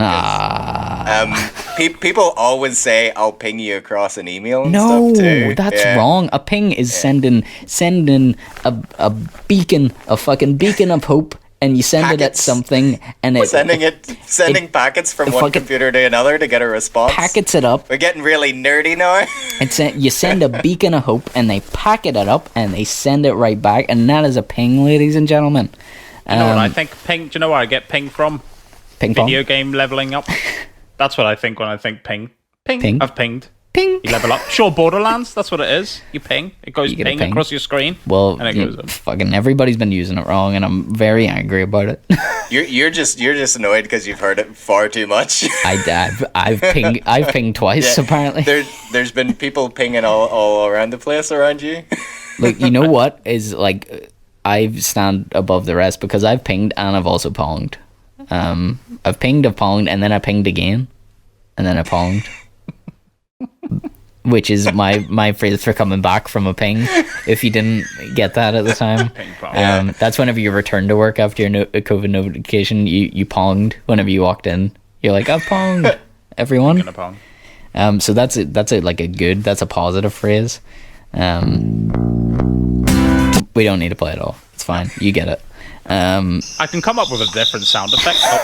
I didn't even mean to hit that, and it's like the phone knew to hit crickets, because no one's laughing out there in the internet. Yeah, and I know it. Okay, we strayed way off topic, and that's fair. That's what long form conversation's all about. That's what we do. That's what we do best. We drink alcohol, and we don't know things. Contrary to what Tyrion Lannister says in Game of Thrones, we drink things and we know less as we go. I don't know where I'm going with this, but yeah, the big question, it remains a big question because there's fucking no answer. All I know is currently the thing that scares me is before I even came up with this as a topic for the podcast, and I know it's been very common around people. A lot of people are talking about how we're gonna have to get back and support local music. my wife and I just happened to be discussing this like a couple of weeks back, and she was sort of like, I don't know if I could ever go to a gig again. And I was like, yeah, and I'm meant to perform at them, and I feel the same. It's like I feel so uncomfortable even thinking about it, and I know that's maybe on a different level, and we're not even talking about the repercussions, but this is me just as a consumer, as somebody who would attend a show. I'm like, even my favorite artist comes to town, and I'm like, do I get a ticket to it? My initial reaction is probably no. I don't know how long that's gonna take to heal. Like, currently, I already had anxiety with big crowds. Like, I definitely do. I know I've talked about it on the show before. Even as a performer, I'm very anxious performing. I don't enjoy performing live. I don't like it. I just don't like the whole atmosphere. There's so many good things about it. It's not that I'm getting at the people who come to see. I appreciate it so much, but that's even more pressure. It's just, I just don't like the feeling of being there and having so many people around. And yeah, I don't know. I was already uncomfortable, and now this is like heightened to a new level, because it's like being a germaphobe on top is like already. I hate the social anxiety of being surrounded by so many people, and now I'm worried about what they're going to give me. Just think, do you know I still have the 2 Brendan Schaub tickets? I know, we're meant to go to that. We were supposed to go as soon as it happened. You know what? Andy and I were meant to go see Brendan Schaub, and Mike and I were meant to go see the Sopranos. The actors from The Sopranos who do a podcast together. Right. The guys that played Bobby and Christopher. Sorry. Yeah. Bobby and Christopher they actually are doing a podcast Pussy as well. Yeah, they're doing actual online. It was 3 of them. Yeah. But we were meant to go see those guys live, and it's like those two events are still up in the ether, and like, guys, I don't even know. That's the scary thing, is like, I desperately want to go see both. Like, there's 2 things that have been paid for, and we're just waiting for a date for them, and God, I have no idea how I'm gonna feel whenever it comes around. Like, I don't know if any of us do. It's like, are we gonna be like, what if they're like, those tickets are valid from February? We just talked about, would you go to an event in February? Well, the last thing I heard was that the Sopranos thing was like they were just pushing it back a year, but like I'm worried, like, it comes around, I think it was like meant to be May time, it comes around and they're still not ready to do it in May. I honestly have kind of like drew a line over that, as in it potentially might not go ahead the second time, and if it doesn't go ahead the second time, those guys will be over it. Yeah, they'll refund it. Won't be a it thing anymore, and it'll be refunded. Because at the minute they're sort of like reviewing Sopranos episodes, and they're talking about behind the scenes stuff, and they're doing an actual podcast. And we really wanted to listen to it, but like been purposely avoiding it just in case you get the live version of it. Exactly, that's the whole point, is to go and see it live, which would have been so cool, because we love the Sopranos. And Andy's been following Brendan Schaub for years. I mean, more so than me, but it was like, I mean, I like the dude too. It's like, you know, we definitely go together. I would enjoy that, but yeah, I don't know. It's like, when will this happen? If it happens, and will we be on tenterhooks the entire time? Like, I don't know. It's very weird whenever you think about actual events. It's very easy to say as a performer to be like, we need to get people back out at these. But whenever I'm attending something, I'm like, I don't know. I know. The Snowman needs to go and get another cold one from the fridge. I'll be back momentarily. Okay. No worries. But this is like, it's literally a back and forth conversation you could have endlessly. We could, and that's exactly what I was gonna say. And it's like, whenever Mike comes back, we will leave it there, because I knew it whenever I put it up. That's the whole point of hot topic debate, I suppose, is like, we could talk about it forever and we'll still come up with no answer at the end, because there isn't, and we can't predict the future. We don't really know what it's gonna hold, but there's definitely I think the summary is that, along with so much positivity for a vaccine and looking towards the future of how much we're going to enjoy getting back to normal, there's a lot of worry financially, a lot of worry that things can't actually go back to the normal that people think they will, and we're just going to have to wait and see. That's all there is. Fuck it. I won't go in any deeper. Oh no. Once you say something like that, you have to. It's kind of like a thing. Okay, final point. My worry is there's always a dark side to something. My worry is that certain people are going to use paranoia and fear to advantage. And they're going to keep it going. And that's my worry. And that's it. Who's going to release the first movie about the pandemic? Wasn't it done? Like, it was done as soon as the pandemic happened. Yeah. Has it actually been done? Oh my god! Oh yeah, there was a Netflix show. Netflix show. Yeah. What? I remember that. Yeah. What's it called? Yeah. COVID? No, but it like basically mirrored the whole. It was like basically they've been making pandemic movies from. Like, I know, but I mean ago, one that like directly references what we're COVID. Yeah, what we're going through, because obviously there was Contagion, which people were just like, what the fuck, because what is happening in the world is essentially Contagion, only it's less lethal. Contagion is like what happened almost to a T. It's like patient zero because of food that was infected by another animal, and it was a whole thing. Like, if you watch that movie, you're like, holy shit, this predicted this like a couple of years beforehand. But yeah, you can't count them because they didn't know about COVID. But I'm like, who's gonna take COVID and be like, here's a movie about COVID-19? Or there will definitely be documentaries. There will definitely be, here's my COVID story. There'll be a lot of that shit, and people will monetize the shit out of it. People will play on anxiety like they always do. There's genuine anxiety out there, but people will play on it to get whatever they want. That's how the world works. There's gonna be those few immoral people who will fuck everyone over because they can do, and people will be like, oh, pandemic. That's why it's more important than ever to like really monitor all your own feeds and like this is again, like I was talking earlier about like checking yourself and reminding yourself of stuff. This is me just talking out loud about the way I personally think, but every once in a while I have to remind myself that like I have the power of what shows up on my feed, and if it fucking annoys me or makes me feel anxious or anything, block, unfollow, mute, block, whatever, unfollow. Away. Yeah, exactly. I've done that so much. Anything. I've done that so much. Cleanse your feed of bullshit. You know, my feed is like literally people making cool music, people drawing cool shit, fucking dogs. You know, whatever. Anything with dogs can never be bad, and I don't care. I don't even care if there's a mastermind at the top of the fucking Illuminati pyramid of dog videos. That man deserves money. that whoever that is, they deserve all the money in the world, because dog videos will always be good and always make me feel good inside.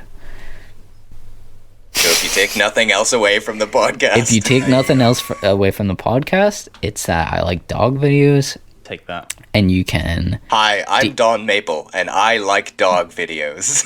Hi, I'm Don Maple. I'm Donald Maple, and I'm running for office. I love dog videos, and dog videos love my eyes, and I look at them with my eyes, and that's some of the policies that I will be instating if you elect me. I couldn't think of the word elect. Kind of ruined the speech. Don Maple for president of the universe. Right. No more doom and gloom. Mike, tell me about Stranger Dais in our classic segment, shoutout segment. Stinger. Stranger Dais. Stranger Dais.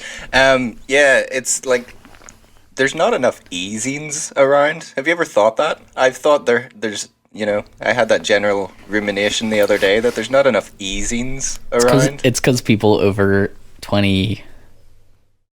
No, that's not fair. You guys are 30-something. I was going to say... Hey! People over 40 don't know what e-zines are.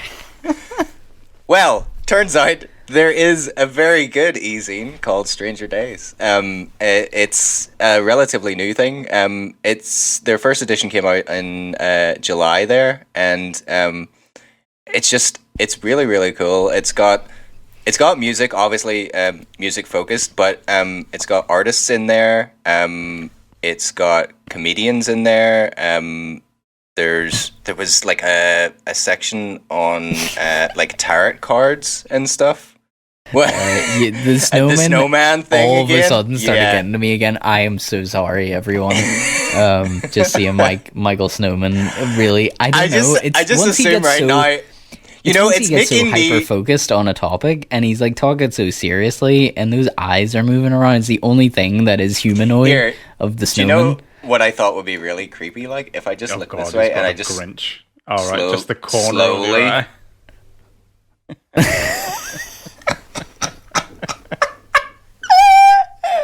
Really, no effect if you're a listener.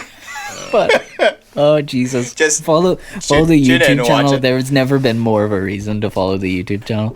You know, it's I'm really. I'm so sorry. Go ahead. It's anxiety inducing that I'm like trying to talk about like seriously cool stuff, and you keep laughing. It's like I'm assuming it's the snowman thing, but every once in a while I sort of think, have I said something really stupid or like fucked up? It's only because the rest of it is so lifeless, and the eyes are telling me the full story, and I love it.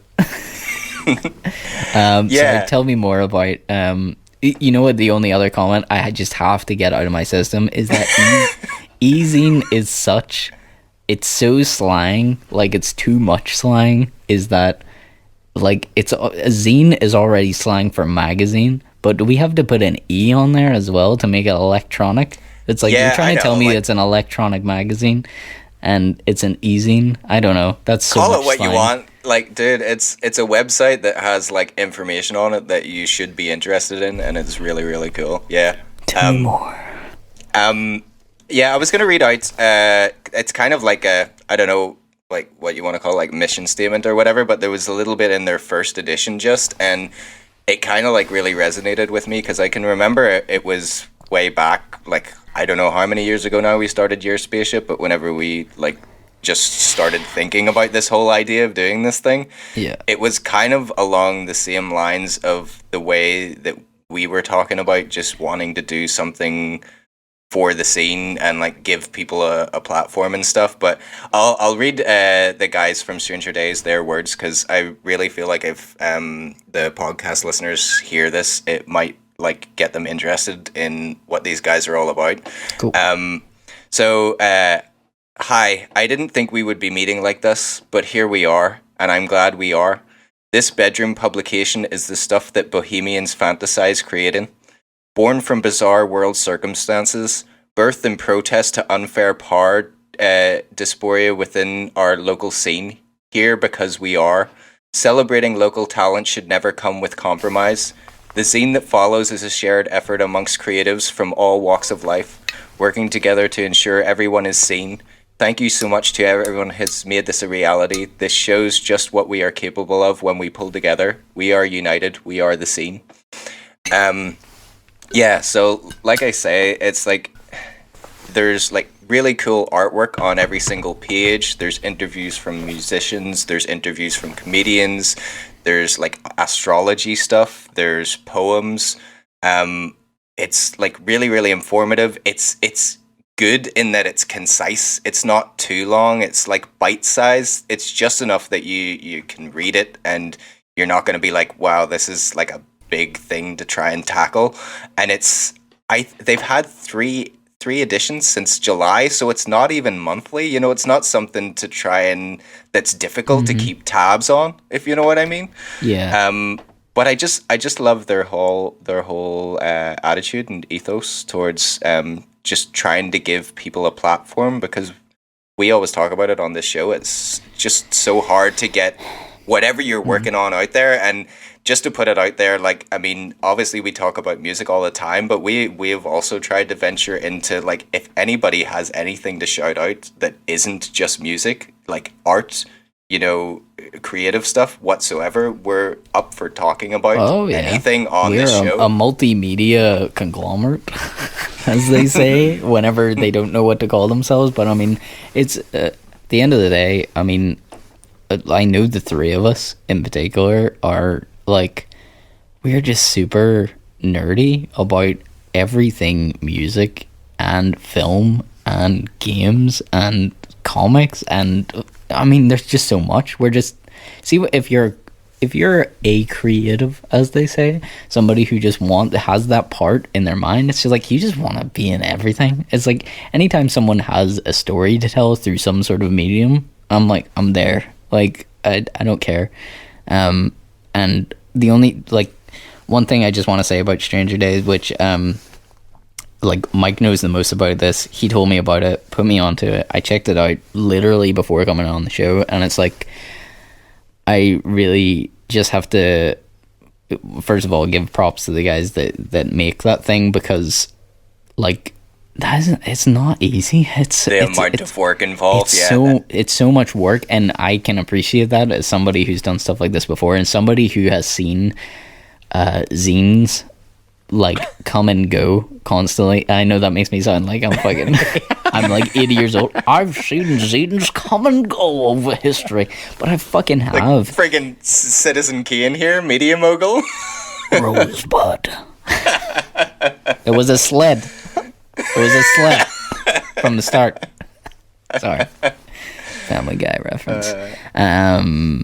Yeah, no, I just mean like anything like that just takes like so much time, and I think that's always something that creative people in general have in common. I mean, like, I know that like this podcast, dude, like this is something that's like we love to do it. See, this part is so much fun. See, after this I'm gonna sit until the early hours of the morning editing the shit out of this, and then I'm gonna have to render the video, which is gonna take hours. Then I'm gonna have to come home after work, which I'm working late tomorrow, so I'm going to have to come home after that to try and upload the video to all the platforms where I think it will hit the best, just to get it into your ears and try and make sure that you see it. There's a lot of work that goes in, but it's like... And me and poor Andy have to sit and think about Stu doing all that hard work as well. It is like, really not easy. I'm the editor, right? So, I mean, I took that on. I took that curse on. It's a gift and a curse. But we love doing it. It's just like you put so much work into something, and it's like you have a lot of pride in it afterwards, and it's like you have no idea how much it means to someone. So that's what I'm saying to these guys, is just like it's impressive. That's what I mean. It's like it's not impressive. It's not just done, it is done very well. Like, the quality of it is top notch, as I say. It is. And like, and they've stayed with it. That's I think more of my point is, like, it's so easy to lose heart early on, and I would just hope that they keep going and keep doing what they do, because I think they have a great ethos behind it, and I hope it keeps going. And I think earlier what you said about your spaceship, pretty sure we started this in 2016. Do we have a gazillion followers? No, I don't think so. But we definitely have a dedicated fan following by this point.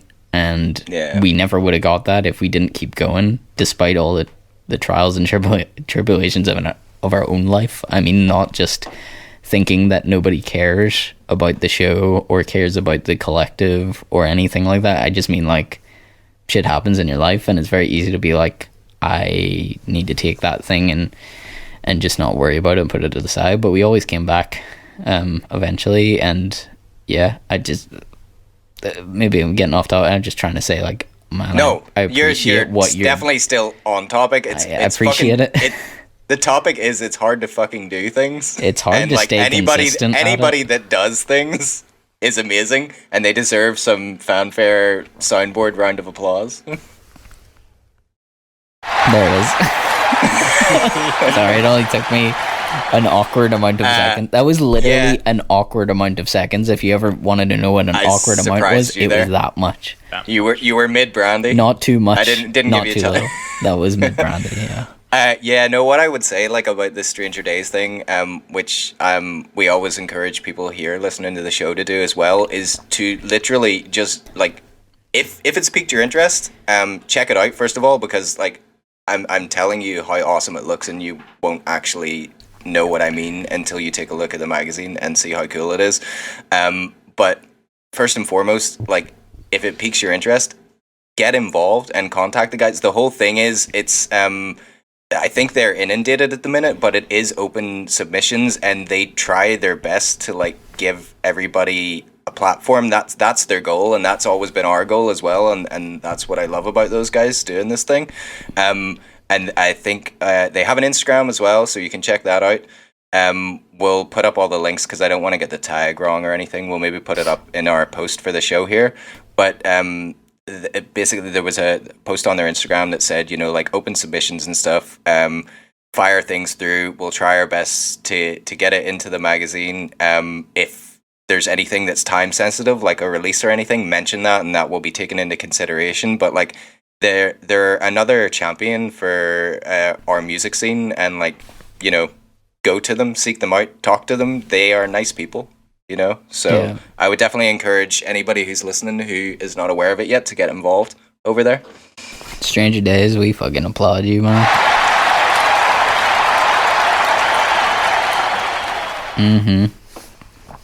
Right, boys, we are on track for I am gonna guess a 2.5 hour podcast because I still got a lot to go.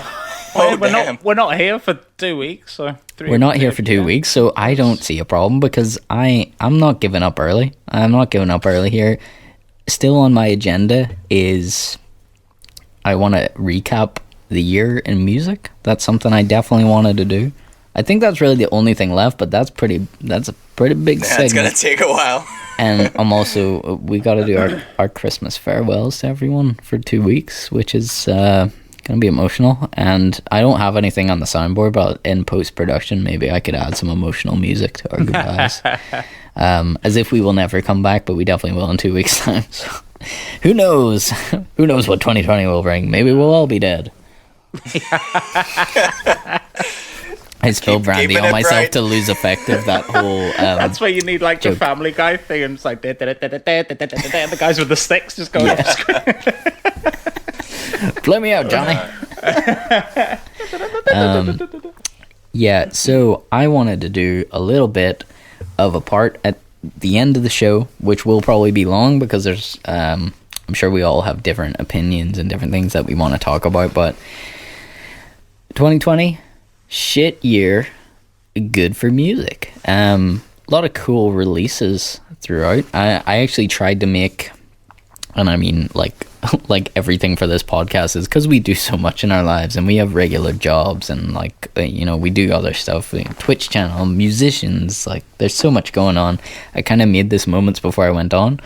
Hopefully I remembered all the stuff that I wanted to talk about, but yeah, I remember some great albums coming out this year. Can I just string off the top of my head just real quick? This isn't in any order whatsoever, but just some of the ones I wrote down that I'm like, shit, that was 2020? Right, okay.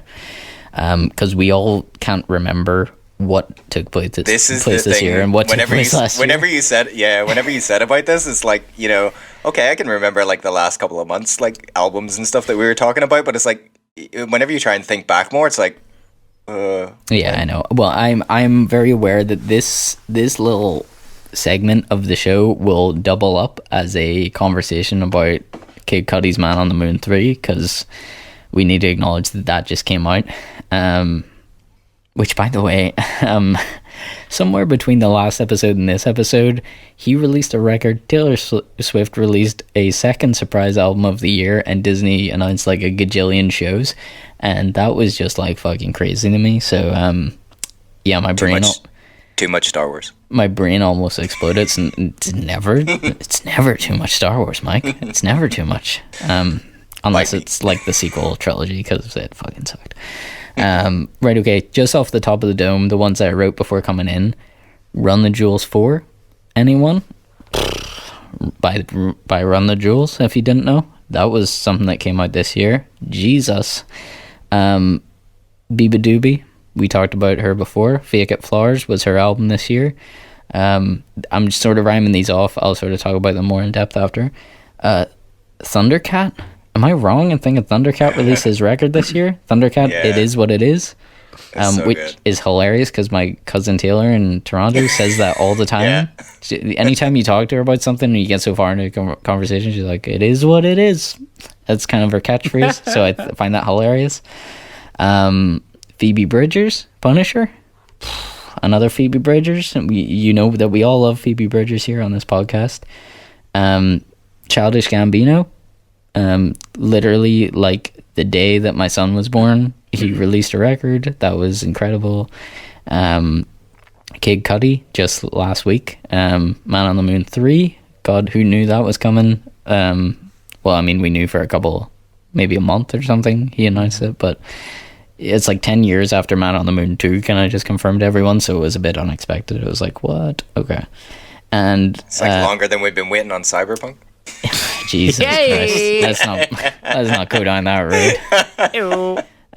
Machine Gun Kelly, Tickets to My Downfall, which maybe isn't everyone's popular take, but I mean, I'll talk a little bit about it just because I would have to admit that I lived in the album for like a long time. Still listen to it now. Anyway, those were ones I just wanted to mention. Anybody else got some ones they want to throw in? We don't have to talk about it right now, but just add to the list. This is kind of like a random one, but just for me, it like came out of my Spotify stats, and I would recommend it for anyone. It was weird, like, cause you know, like sometimes your end of year Spotify thing can seem a bit sway to you, but like the more I thought about it, I understood what happened. I kept sticking this album on whenever I was like drawing or doing digital art or whatever, and it's such to me, it was such a feel-good album, and I really, really love it whenever I just, like, want to zone out and, like, relax in mode, and, like, some of the lyrics and stuff in it are quite good and would get me quite choked up and stuff all the time. The Not a Surf album that came out this year I forgot is so good, and I would honestly recommend, like, people checking it out.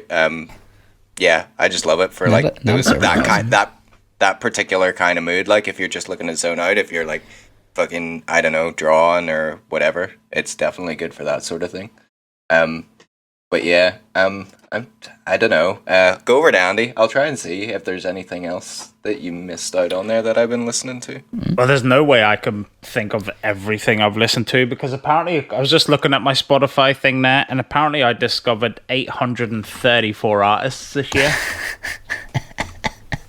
Where to begin? But I know albums. Fuck. Yeah, you named. I probably named a good few there, but. Soccer Mommy. Soccer Mommy, yeah. Yeah, right. that was a good album, and the new Busta was pretty cool. Kind of towards the end of the year there too. Yeah, it was just cool to see him doing some more stuff. I was really happy with that. So on Busta, to be honest, but I was happy to see him back, and then listened and was disappointed to see him back. Okay, I've got a few just of my own thing. Okay, cool. This year Denzel Curry put out a decent album, right? He done something with Kenny Beats. Was that this year? It has to be. Holy shit! I just recommended this record to someone days ago. I mean, 3 days ago, where I said there's a song on it. It's called Unlocked, right? I think. Yeah. Kenny Beats and Denzel Curry made a record together. Kenny Beats is the producer. And there's a song on it called Diet. And I'm like, dude, whoever I was talking to was like, they were talking about DMX. And I was like, have you heard Diet by Kenny Beats and Denzel? Man, sounds like DMX. Like, yeah, that album Unlocked came out this year. Dude, he sounds like DMX on that song, right? Incarnate. Like, I mean, literally, I wish we could play it on the show. Please just, go and listen to Diet by Denzel Curry and Kenny Beats and tell me that isn't DMX in the chorus. And it's not, but it's Denzel Curry. But what a record. Like, that album, I forgot that was this year. It's like the whole idea is that it was like the track list is leaked before the album gets made. So if you look at the track list, and it's like your old fucking LimeWire account. It's like all the track lists have like dashes or like .wave or draft in brackets and stuff. Like, it's hilarious. It looks like an old Napster like playlist. It's pretty good. Sorry, forgot that was this year. Yeah, I'm just looking now. Like, my most played song was Future Drake "Life Is Good," which was at the beginning of the year, January. Man, I remember listening whenever we used to be able to play basketball together. Yeah, we used to go and play basketball. I used to have it in the car every single ride round to the center? That band, that guy, RMR, the one that done the covers. Yeah. Yes. Yeah. He had an last EP. week. He had an EP this year. That was good. Royce the 5'9" had the Allegory this year, which came at the whole George Floyd thing. The Weeknd's album, which didn't get nominated for a Grammy for some reason, even though it broke all the records, but it's fine. Well, I hate it because it's like, it's one of those artists where it's like, there's literally nothing wrong with them, but just in general, like, preference wise, The Weeknd, I'm just like, I don't really listen to him. Yeah. There's literally nothing wrong with him. I totally appreciate everything. Yeah. Like, I can't fault him. It's just like, I guess it's not my vibe. Whatever. Yeah, I mean, that's completely fine. fair. Music's preferential, like, so. Exactly. It's the same with my. Go ahead, Mike. Before I. I'm sorry. I'm don't completely interrupting. I was just going to ask: was Kenny Hoopla's EP out this year, or was that last year? Oh, good question. I can't remember what's 2020 and what's 2019. I've been listening to that a lot. That was Kenny- good. I'm Kenny sorry, Hoopla's Andy, if you got more. No. Yeah. I mean, I forgot. I listened to 834 artists. Are you telling us all of them? Or? No. Just the ones Just that going are down like, the list. just the ones that are like my unfortunately, artists that have passed, the likes of Pop Smoke. Like, yeah. he was gonna be something. If Juice you listen WRLD. to the Cuddy, if you listen to the when you listen to the Cuddy album, you listen to that Yes. Pop Smoke. He was going to smash through that genre of music. Yeah. And he was going to be huge. For sure. For sure. So That it's song, always sad. yeah, Yeah. that song's a standout. so Juice sad. WRLD as well, record this year. Juice WRLD. with posthumous release. Yeah. And then my favorite hip hop rap, Eminem had an album this year. Was that this year? Music to Be Murdered By? Was that this year? Yeah. I'm lost, dude. I don't know what year is it? I was also gonna say Grimes and Oliver Tree put out two Oliver great albums this year. Yes. Oliver Tree. And I think maybe, but this could be maybe closer. This could be pushing 2019. J-Som too. J-Som, that's She right. put out a great record, but I don't know if it was this year. BTW's So- Blink 182. Just hire Oliver Tree as your new Tom DeLonge, and you're fixed. Yeah. You're done. Like, you're okay after that. Kick Matt out. Get Oliver Tree in. Yeah, there will be memes, but you seem to enjoy them. Seen the Dark Side video. Definitely need someone younger in the band at this point. Blink 182. Hire Oliver Just Tree. let him do all the videos as well. Yep. And let him sing in a weird voice. Like, that's what Blink is missing at this point, is weird voice person. Yeah. And then I'll just finish off. So Freddie Gibbs, a rapper, he put out a decent project. For me, You let me hear Freddie Gibbs, yeah. lyrics wise, yeah, that guy's solid. There was somebody else. St. John, I've been listening to him for a while. His album this year was really dope. He's got a song with Kanye coming out soon. And my favorite and most listened to, I'm going to call them they're like a group. Griselda, Benny the Butcher, Leo Miyagi! Does he feature? Features heavily in? There's so many. Leo But Miyagi. the Griselda lot, I think I've said to Stu about it. Maybe it's not everyone's bag, but it's like proper old school, telling their story from rags to riches, pretty much. Yeah, they've been my. Fuck, Big Sean had an album this year. So I could go on. I know. And fucking Jack Harlow, he started Jack Harlow was popping. Was know what I popping. mean? So yeah. Jack Harlow's he's the dude. He's the dude right now. All young kids, Jack Harlow, I know who he is. He's a guy, and he writes songs about popping and Tyler Hero. Yeah. But even local, Leo put out was it 3? Oh yeah, I mean, the minute we start going like within the country, it's like Jesus. A lot of people release music. Jordan put loads of stuff out. Yeah, I mean, there was a lot of cool releases. Sarah McCready dropped that single just the other week. I released that EP this year. I keep forgetting that it is this year. The Sad Boy EP that happened this year. That feels like last year. Like that's insane to me. Yeah, Jesus, there was a lot of cool stuff, man, and I don't want to. I know I listed a lot of things, so I won't go through them all. Just maybe sort of a brief overview, just in case anybody out there maybe hasn't listened to these things, because like these are honestly my top picks of the year, I guess, unless I'm forgetting anything. And I should say, just as a preface to this list, is Taylor Swift released 2 surprise albums, so do without what you will. I'm not exactly talking about them on the list because I still have some deep research to do on these, because they're pretty recent. Like, I still have to watch the Long Pond sessions on Disney Plus. Evermore just came out last week. Like, I'm not in the know enough, but they sound great. Personally prefer Folklore over Evermore so far anyway, if anyone was wondering. But definitely like Folklore the best. But Jesus, he was at work. Anyways, Run the Jewels 4, flawless record. And what a time for it to come out. Flawless. Like, if you think when that came out, that was at the start. Going on. Man, I can't stress it enough. Literally perfect. The most perfect Run the Jewels record that has ever been released. Most perfect one. 100%. Just, if you want a jumping on point, go watch the video for Ooh La La. And... Sorry, I said that so Northern Irish. Ooh La La.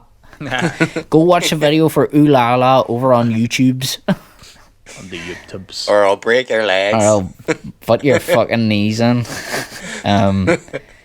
With the ever inventive Run the Jewels 4, can everyone just start naming their albums like that? I think it would be easier.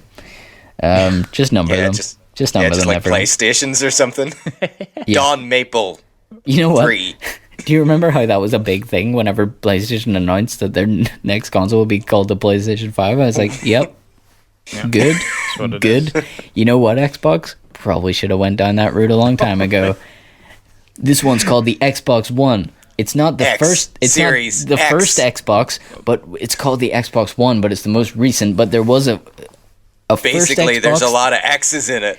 This one's the Xbox One Series X. And I'm like, that's not a thing. I kind of made that up, but I was just like, Andy's shaking his head. No, I'm agreeing. I'm total agreeing but with dude, that fucking name choices. Whoever names Microsoft products, can you please just get on this and make something better? It's like they're naming cars, like car names. Jesus Christ! Because I don't, and this is somebody who is genuinely interested. Like, I mean, I am maybe more casual than some people whenever it comes to console biases. Like, I mean, I was probably always going to get the PlayStation unless I was really swung towards the Xbox, but like, I still don't fully understand what is the newest Xbox and what one is the most top performing, because the names are way too similar and I forget all the time. What is it called? Is it the Series X or S? S is also very close to X, and I feel like that's going to cause a lot of confusion for parents. Okay, so... Smarten up, dumbass. Xbox One. So this generation, Xbox One, Xbox... Well, not this generation, last generation. Sorry, okay, well, yeah. Yeah, last generation, Xbox One, Xbox All Digital Edition, Xbox Series... Xbox One X. Oh. Then is the more powerful of the last generation. The new generation is Xbox Series S and Xbox Series X. So I think Xbox this is Series X is the next gen most powerful console. If you want a game, you want loads of X's in there. So always go with the X, not the S. What's next gen gonna be? Xbox Triple X. I feel like. As confusing as it was, I get the impression that this is them trying to standardize it now. Yeah, like 2 models. So. X is, the powerful. S extreme. Is the small. Yeah. X is extreme and S is super. And it's like, well, what's better? Do you know what the thing is? It's like Apple. Apple do their numbers now. I feel like that's what they were trying to do. It was like an Apple thing. Yeah. But like Samsung go like A6 or J S. A. But you know what? Apple fucked that though, because didn't they skip a bunch of numbers? They did. I think so. They did. They went straight to 10 or something fucking manic. So. I don't know. What is wrong with these people? Just fucking name them. Just number them. I will buy PlayStation for the rest of my life just for the fact that Sony just are like 1, 2, 3, most people 4, understand numbers. 5. If it's the higher number, it's better. That's That a is very the simple and easy to understand the system. simplest branding I've ever heard of, and I'm like, yeah, I'm all in on you, Sony. Works. You know what? Just keep doing what you're doing. That is okay by me. Do you know what? Good job you're not into PC gaming. Jesus Christ, no, thank you. Graphics card. I know, friggin' graphics cards, yeah. At least I expect that to be complicated. Yeah. I just want Graphics card PlayStation 1. to throw like a Graphics card 2. curveball. No PlayStation 6. They're just gonna throw a curveball out there and like name it something completely crazy. The day they do that, PlayStation X. no, the day they do that, Series S. technically, the first PlayStation is called PSX. Look it up. It wasn't called the PlayStation 1, it was called PSX. They were Xing way before Microsoft. They were ever Xing was. before an Xbox was even a fucking thing. Was even an Xing thing. Like, it wasn't Drake? even a thing. Drake could do the next Xbox. You could just call it the 6. The sex.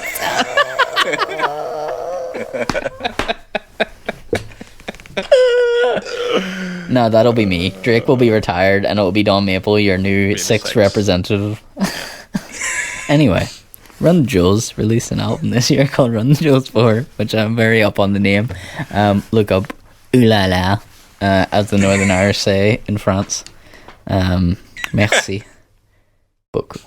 Yeah, that was a well-timed album. Very cool record, though. Like, I mean, Zach De La Rocha makes an appearance on that. Yes. Fucking blew my mind. Zach. By the way, and he used the same recording equipment, which was just a standard mic plugged in to record on that album, which again blew my fucking mind. He didn't use anything fancy. I was like, all right, just if that works for you, then you go. Then fucking I mean, do it. you are the guy. Like I said, Biba Doobie. So I'm sort of going down the list of the things I have the least to say about because there's not much to even talk about. Biba Doobie.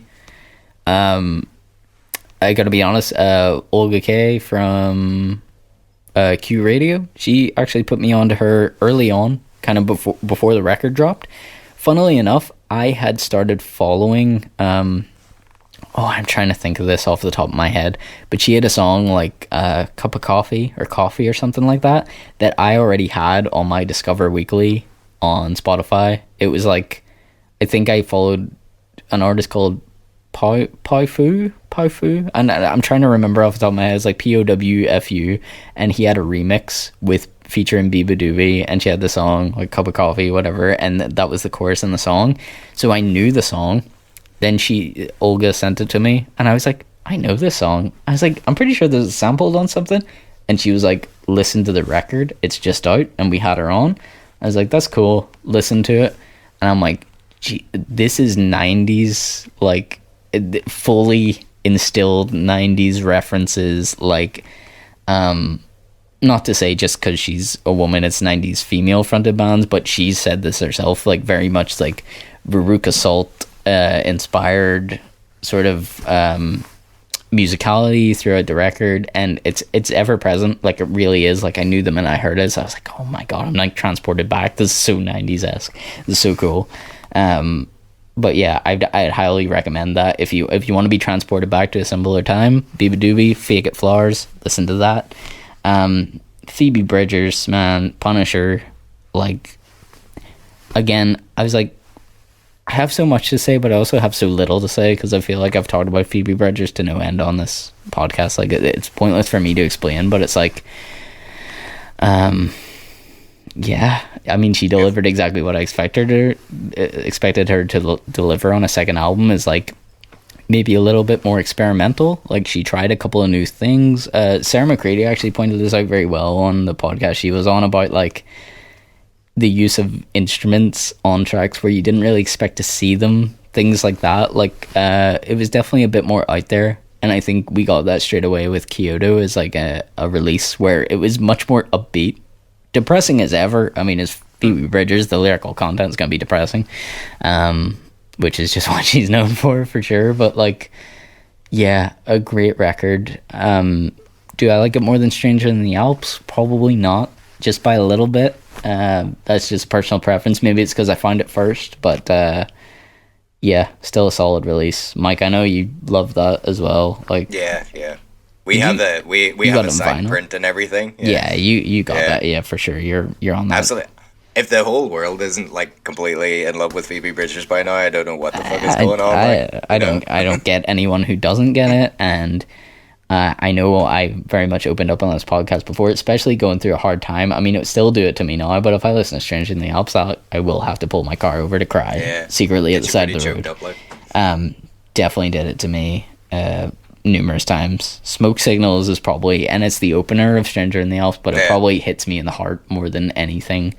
Yeah, if you haven't listened to Phoebe Bridgers by now and you listen to this podcast, please just go and listen because you'll never be the same. Just weirdly, you're just reminding me, but it's that whole thing about, was it this year or last year? Because we're talking about things that like really, really hit you.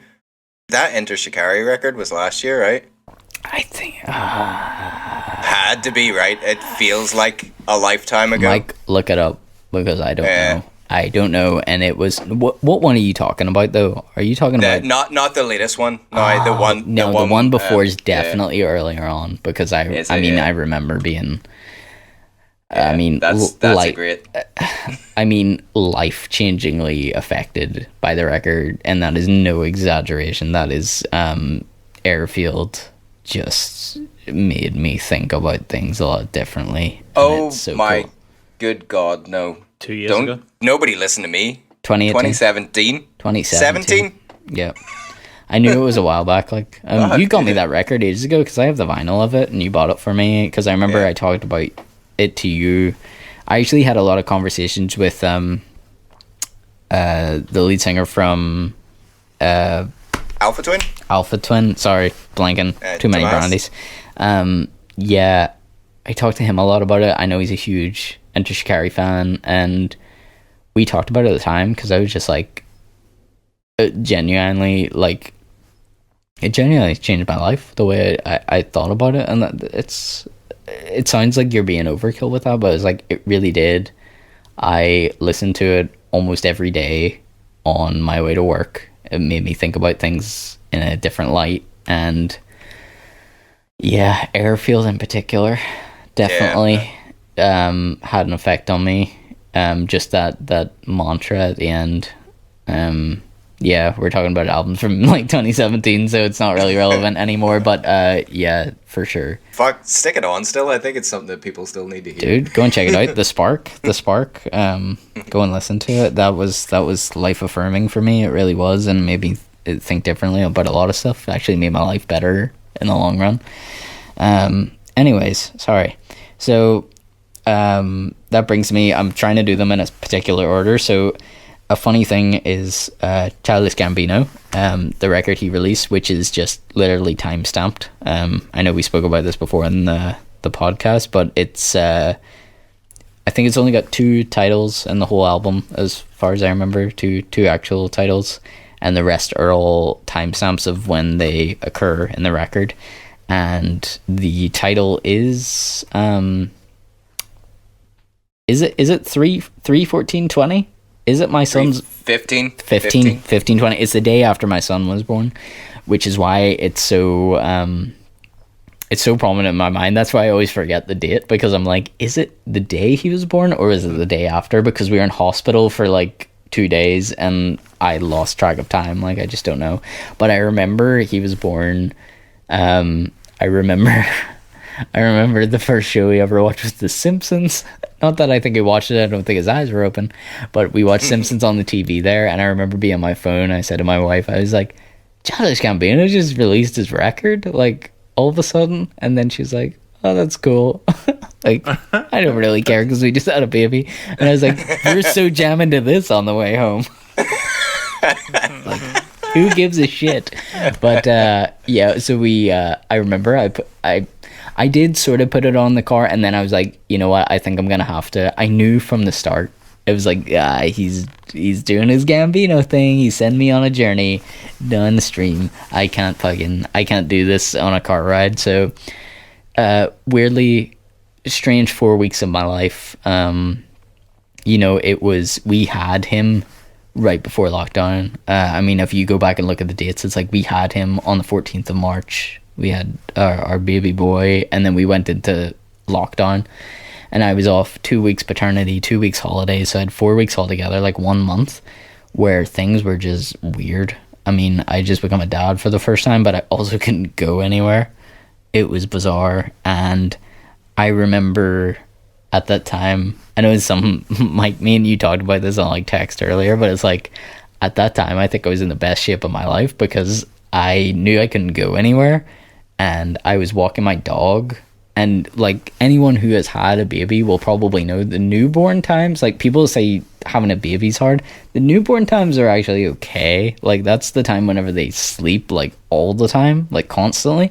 Yeah, you're super worried, but there's not much to do. It's just, like, they're always sleeping. And, yeah, I would walk my dog, like, for 6 miles, I think it was. I was, like... calculating a day, because there was nowhere to go, and I would just go out my front door, and the beach is like right there, and I would walk like 3 miles in either direction, 3 miles back again, and then it would be like 6 mile walk. It was crazy, and I was getting so much in a day, and I would just put my headphones on and go. And that was the first time I listened to Childish Gambino's record. And it was the first time I listened to Thundercat's record, It Is What It Is. And they were sort of the soundtrack of that time of my life. So, the way music really does stick to certain moments. It's always going to be the first month of my son's life will be attached to those records. So maybe they mean more to me than anything. But Thundercat, I just enjoyed for a number of reasons. There's deeper reasons there. There's a lot of Mac Miller reference. But Gambino, I'd have more to talk. Of his today, this year as well. Oh, yeah, Circles. That's true. Yeah, I was listening to it again today, actually. It's too sad for me to talk about, Andy. I know. But Gambino's, like, I would have to say, it got to me on a certain level, because towards the end of that record, like, I know some people didn't listen to it, maybe they didn't get it. It's actually... I think it did less for it not having titles in retrospect. Like, I think the whole idea was that you're meant to experience it and not think about it. But titles very much set, like, a theme for you. I think titles are important. And I think, yeah, you can't really not have them. I actually think it kills a record. And I think Kendrick probably knows that from Untitled Unmastered. Kendrick Lamar it actually helps to have titles. It's an extra element. Why not add it? But that album, the Gambino one, really got me, because towards the end of it, he has his son on there, and he talks to him, like, about loving himself, and it was just very, like, meta for me at the time, because I'm like, I just had my baby boy, and he's talking to his son, and it was this whole thing about, like, he asked him, like, who do you love? And it's like, do you love, like, mommy, and you love daddy? And then it's like, he's like, I love myself, I love me. And then, like, obviously Donald Glover fucking loves that. Like, that's what you have to. That's what we should all do. And it's so pure that it comes from his child. And it's really nice. I can't even remember the track it's on, because they're all timestamps. That's the worst thing. I can't even tell you. But it's right. Yeah, you can't say go listen to such and such. Yeah, it's like 48 something. It's towards the end. Series X. Series it's on, if you listen closely, it's on Xbox Series X Part S, and you'll hear Donald Glover's son talk about how much he loves himself. But yeah, I mean, that will always stick with me. It's a great album. Which brings me to my see, before you move on, I just want to say, I don't know if I've ever said this to you, because we haven't got chatting as much, obviously, with the whole lockdown thing and stuff. We're just texting back and forth and all, but it's weird, like, we both have, like, musical memories attached to when Al was born. Me, like, me and Jade were literally at a gig down in Dublin the night Sarah went in. We went to, like, into labor. Yeah, it was literally just before the first lockdown happened, and we went to go see the Delta Sleep live. Yes. And we got, like, a signed record and stuff, and I keep saying to Jade, like, I mean, once Al grows up, like, whenever he's 18, that record's just got to be his. Yeah, like, I know. You know what I mean? Be like, this is the day you're born, pretty much. It's just so weird. So I know. It's pretty cool. That's what a weird time. Yeah, sorry, reminiscing too much on positive memories, like, but right. So my top two, if I had to pick a top two, one is, I feel like people will fucking laugh at me, but I said this on the show before. It's like, I would be lying to myself if I didn't tell you that I have non-stop listened to Machine Gun Kelly's Tickets to My Downfall, right? If I told you that I didn't care for it, I would be lying. I'd be lying to all your ears. That's not true. I really felt at home on that as a fan of pop punk growing up in the early 2000s and being a huge fan of Blink-182 and just all those bands. I mean, Travis Barker drummed on all those songs. This really took me back. There's not really much to it other than that. Like, I mean, I'm not saying there's necessarily depth to it. It's just like, this feels like what Tom DeLonge had always said about Blink-182, is that he wanted to bring it into the 21st century. He wanted to make it a certain way. And I feel like Machine Gun Kelly essentially made the record that Tom always talked about, you know, and not everyone's up on it. Yes, he made a crazy genre shift out of the blue. I don't really think that's a bad thing, but yeah, I mean, there's songs on there. He done that song with Halsey, which then sounds like early 2000s Paramore. Whenever she starts singing, it's like, it takes me way back. It's just a nostalgia trip to me, and yeah, I'm stopped listening to it. And then maybe it's just because it's recent, but right up there, Kid Cudi, man. We haven't even talked about it yet. Kid Cudi, Man on the Moon 3. Man on the Moon 2 was released in 2010. 2010. Man on the Moon 1 was 2009. We've been waiting 10 years for this, and it's here. And it was just out last week, and I haven't stopped listening to it at all. Andy, how you feeling? We haven't talked about it. We haven't talked about Man on the Moon. But even just to like go back, it's not like he wasn't putting anything out. Sure, he had Frequency and all that stuff. Well, it doesn't matter. I mean, he released like an album like every year. Yeah. But I mean, which he talks about, which was probably the cause of his.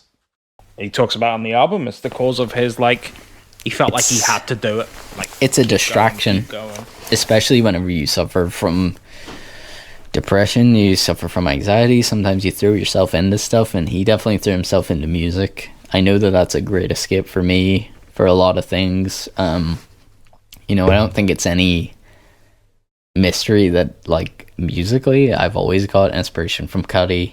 I've been compared to him several times over on reviews. Like, even though I try not to put it out too much to be like, I'm not trying to be him necessarily, but I think for a lot of kids growing up, I mean, it's that whole thing. I mean, he'll talk about it in interviews, is like, you know, whether or not he knew he was doing it at the time, it was like kids flocked to him because he was, yeah, it was hip hop, but it was like he was talking about, I got mental health problems, and I know that sounds corny to say, but it was like, he didn't say it on such an on the nose way. It was just like, yeah, I stay up all the time, I don't sleep, I've got insomnia, I think about all this stuff, I've got multiple aspects of my own personality that he names on record. He's got Mr. Rager, he's got Solo Dolo. There's a lot of levels to Kid Cudi that I think a lot of kids related to at the time. I mean, I never stopped listening. Like, I mean, straight away, 2009 Man on the Moon 1, I was right there. The mixtape, Kid Called Cudi, I was there anyways. Yeah, been there for the entire journey, and it's something very special to hear him come back to Man on the Moon 3, which I knew he would never do unless it felt like a Man on the Moon record, which it definitely does. And yeah, it's, if you go and watch the Zane Lowe interview, he touches on a lot of things that I'm like, yeah, hit the nail on the head. There's no point in me talking about it, but it's like, he came back to a theme which, if anyone hasn't listened to the Man on the Moon records, it's very much about feeling isolated, feeling depressed, especially as a young person, feeling like you don't quite fit in, keeping yourself up at night, having all these circling thoughts all the time. And he took that, made 2 records, 2009, 2010, where he was very much in that space. And then he released records for 10 years after that, where he tried to get out of that space. And he probably suffered from a lot of things. He definitely went into rehab sometime during that, where he's clearly went on to a crutch of alcohol and drugs. And he's wound up here, 2020, Man on the Moon 3, where although he's talking about depression and all the things he dealt with, all these mental health issues he's went through, it's like, it's much more comforting on 3 than it's been on 1 and 2. It's much more like, I have done therapy. I know there's tools there to use. It doesn't mean it's fixed. It's like, I struggle with the same stuff I did 10 years ago, but the difference is now I've worked hard on myself, and it's like, once I see those demons creeping up, it's like, I know there's ways to tackle it. And I mean, that is 100% what I get from Man on the Moon 3, and I could not relate more to it, which is why it's up there. It's my favorite record of the year. It's only a week old, so maybe it's too early to say that, but cheers, Kid Cudi. That's all I got to say on that, folks. So I'll trigger you with something. Get that smarten up dumbass button ready. Oh. Go ahead. And he's just gonna be like, it ain't that good. No, I'm not gonna. No, there's no way. I'd hate it. It was the worst record. I just want you to say something like that. That's just got Andy all over it. No. Because I'm gonna call myself the elder statesman. I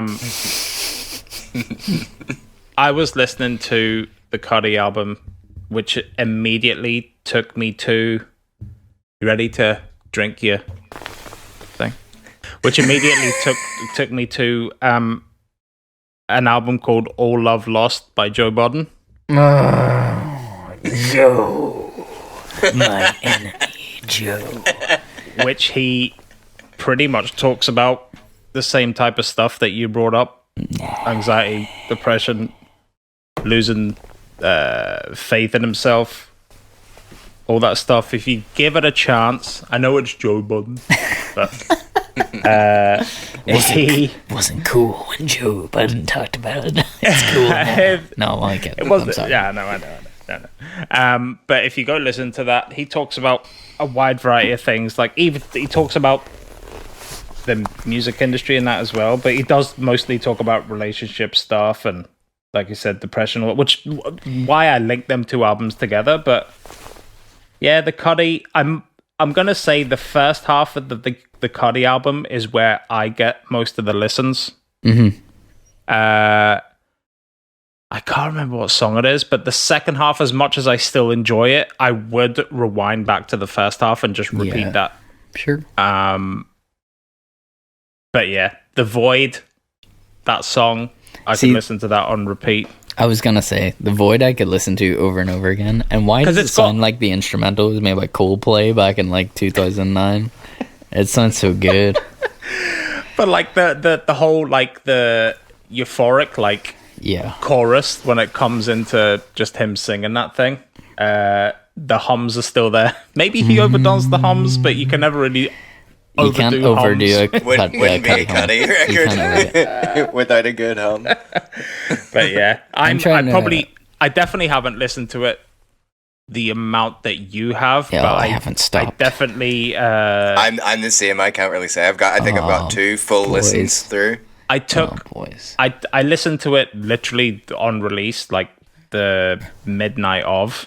Yeah. And then I think I listened to it the day after. Mm-hmm. And yeah, I can say that it's his best Oh, I don't know. Is it? That's I don't a know if hot it's his, topic. Yeah, I don't know if it's his best out of the three, but it's definitely something to maybe talk about when we come back. You know what's so surprising? I feel like that's a whole nother topic for a podcast as well. It's such an interesting concept and a cool thing to do, to like release music, but then have like a certain label for certain albums that is like, you know, not everybody does it, but it's like a movie. It's like it has a sequel, it has a trilogy or whatever, and it's like whenever you slap that label on this new album, it means something different from the other albums that came in between. Yep. But yeah, I do feel like that's a deep dive. Yeah. Like, so we can save that for. But we've got stuff for January. Yeah. Well, we did say this was the era of sequels. I mean, look at Paul McCartney. I mean, I don't think he would have called his upcoming record Paul McCartney 3 if he didn't have a reason for it. Yeah.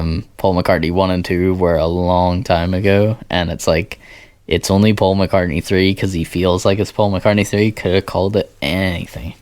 Yeah. So yeah, there's definitely something there. But the only person that could probably top Cuddy would probably be like if Andre 3000 came out with a solo record. Yeah. I keep saying this, dude. Like, why? It's something weird is going on. I feel like something's happening. Something's bubbling, Andy. Because like the Andre 3000 talk, not just between us, but just in general. Like, I'm seeing him a lot more now. I feel like he's gonna be coaxed back out of hiding. I hope that he's gonna be coaxed back out. People have been talking a long time about how he's like. He's top 5. He's one of the greatest MCs of all time, and I feel like for a long time he was underappreciated. But it's like, dude, have you heard him rap? It's like, it's so good, it's so funny, and the puns are there, and it's quick, and it's clever, and it's melodic. Like, I mean, it pretty much hits all levels of what you want from a rapper, and it's like, he just doesn't have enough music. I feel like he's like the David Lynch of rapping or something. He's influenced so much, but like he doesn't like really put that much out, and like just doesn't want any notion of any. Just leave me be, sort of thing. You can pretty much throw him. You can pretty much throw him on any sort of like BPM or whatever of music track, and he would find even if it sounds off, it still fits. Like he can fit like any sort of cadence into any song that's like, you can think of. The last thing I heard him on was "Coming Home" by Anderson .Paak on his most recent record. First song, "Coming Home," has a verse from Andre 3000, and it's just like, oh, it's so good. He has that line about puppies. It's like, I can't even remember what it is. It's like, we could get a puppy, it would be fluffy, we could discuss it. No, it's just like, it's so funny, and it's so outcast. Like, I mean, I don't know. The minute he says about like fluffy puppies, I'm like instantly taken back to the Miss Jackson video with all the puppies on the piano. You know what I mean? That's what I regret, like just me going back to when I said I listened to 800 and whatever artists. That's what I regret about listening to the music that the way I do, is that back in the day when I used to actually go buy physical albums, like you would take your time and listen to them, and you would feel every record and stuff, like just going to the Love Below and realize how unhappy that fucking side is that he done. Yeah, for sure. So it's like, can I just say, and whether it's unpopular opinion or not, I feel like most people feel this way, but the Love Below, I mean, happily, as good as it was, I will take Big Boy's side and just throw it in the garbage, because it was all about Andre. It was all about Andre's.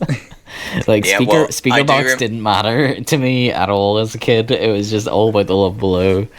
I do remember, that the other side of that album was Collecting Dust, and I just had that Andre 3000 side. Yeah, exactly. All the guys would say she's constantly mighty fine when it gets you somewhere half the time. Sorry, that's filled with so many good bits. Roses. I know you like to think your don't stink. The shush. The shush instead of the shit. That's great. That's funny. Both sides. That's a scary thing that you're saying, though, Andy. That I'm actually afraid of as well, as like the way like the likes of things like Spotify and stuff actually scarily just change your listening habits as a consumer of music. There was this slightly unrelated, but at the same time kind of slightly related as well. It's just kind of the way things are going in the world. I was reading this article today. There's this now, whether to say this is actually true or not, or like actually good, I haven't watched the movie yet, but in the same way like music gets lost because only certain things get promoted on Spotify. Apparently there's this like this big publication. I have to click into the article to see where it was, but it's like a movie critic named this movie that is buried on Netflix like their movie of the year, and all of a sudden it's starting to gain traction. It was like shown at Toronto International Film Festival, and it won awards it's like I think it's a Korean film or whatever. It like won awards in its own country and stuff, and it's like because of lockdown, there was like not the same opportunity to tour all the festivals where like films start to gain traction and stuff. But it's like because there's so much content out there nowadays, this is my point that I'm trying to get to. It's like so many things fall through the cracks now, and even legitimate big budget movies, and I assume the same will potentially happen with music too, is actually falling through the cracks just as much as people who are just starting out that are trying to get their shit seen and heard. It's just crazy now that like algorithms and streaming services are just like making us consume stuff in a certain way. Yeah. And I just thought that was a weird topic that you brought up, where it's like, you know, years ago I used to listen to music in such a different way from what I do now. Yeah. It's kind of crazy. Look, I mean, I agree, and it's something that I could probably talk for 2.5 hours more of. Let's do that next year. Note that. Yeah, we're gonna have to note it, because like the short version is that I do believe no matter how you used to listen to music or any form of art, however you used to consume content compared to now, it's different. But the one thing that hasn't changed is how you relate to people. Mm-hmm. And I know that a long time ago we did this podcast, and I've said time and time again that probably more people than ever would come to my music as Don Maple because I run a podcast. It's because they know me, and I try and cover as many platforms as I can. I want people to sort of get involved with who I am. I really can't fake it. I can't do the persona like some people can. Yes, Don Mabel's maybe a certain side of me, especially musically, that I can maybe talk about things that I normally wouldn't in person. But yeah, I think that's the only way to actually build a fan base now, is to be personal and open up and let people in a certain way. Because if you just try and make good stuff and throw it at the wall and hope it sticks, man, I don't think it matters how perfect it is. And I have thought about this to no end, because I've thought about doing things a different way maybe 100 times, and it's like there are artists that I know, even personally, who could make the most maybe the most perfect song in the world, and if they're just gonna throw it at the wall and hope it sticks because it's good, it ain't gonna happen. It's not. Yeah. No, you're right. You need people on a personal level. The most important thing to civilization is like, do people know you? Do people care about you? Like, you could look at my dedicated following. It might not be millions of people. It might be a very small amount. I don't care if it's 20 dedicated followers, but it's like the 20 people that genuinely care every time I post something. Every time I put out a song, they're like on it, like immediately. And that means more than a general, like, generic, here's a song, bunch of people listen to it and don't give a fuck. Like, I mean, I don't really care about that. The whole point is that people actually listen and care about what it is because they know me. And that's what you need. And I think that's the only way That's the only way forward in 2021. Is like, well, that is kind of like circling back to what we were saying there. Is first and foremost do it for the enjoyment, and it's like the thing that I love about the music that you're putting out, and what hopefully, as you say, like whatever you're saying there, like small fan base or whatever, but hopefully what they're getting from it too, and what I love about what you do with your music is like it's stuff that we kind of loved and admired about music that we listen to, is that you pack it with references, you pack it with extras, you think through like the flow of an album, and that there's maybe an overarching theme or a message or stuff. There's so much to dig into, and for those people that you're saying, you know, that constantly check in and stuff, I feel like that's what they appreciate, and not everybody's gonna get it, but what I would say to you is like, you know, just fucking enjoy it, because you're making amazing stuff, and this is the problem, is like it's gonna fall on deaf ears for fucking everybody is the problem. You know what I mean? Doesn't matter. 99% maybe deaf ears it falls on. Doesn't matter. 1%. Like I am so much more at peace with releasing music than I've ever been. It's the funny thing where it's weird because, yeah, he's just released a record, so maybe it's more prominent now than ever, but the thing that me and Kid Cudi have in common that I've always sort of known, but I've never exactly pressed it home, because like I don't want to be overly compared to him, because reviewers seem to jump to it, is like a Kid Cudi comparison. Like I try and pick people that are maybe more off the cuff that I get inspiration from, but it's like what Cudi did is very much a similar goal of mine. Pretty much like release a record. Yeah, I'm being really honest on it. I'm trying to open up. I'm trying to talk about problems that have happened in my life, but it's more so that I just can't control who I am as a person. It's like I care about people, and it doesn't really matter if I've known them for 10 years or 10 minutes, but it's like, look, if I can tell you about my experience and it helps you, then that's really all I want. And I said that repeatedly for the release of the debut album, Sorry, is like, look, if that helps one person, that's pretty much all I wanted. And that's Kid Cudi. Maybe took years for him to actually get known as that person, but it was the fact that people were like, oh, your record saved my life. Not that I would ever compare myself on that level, but it's kind of like the people that have DM'd me and said like, dude, I just like totally get that. Like, I know where you're at. Like, that's a different thing to me than being like such a jam.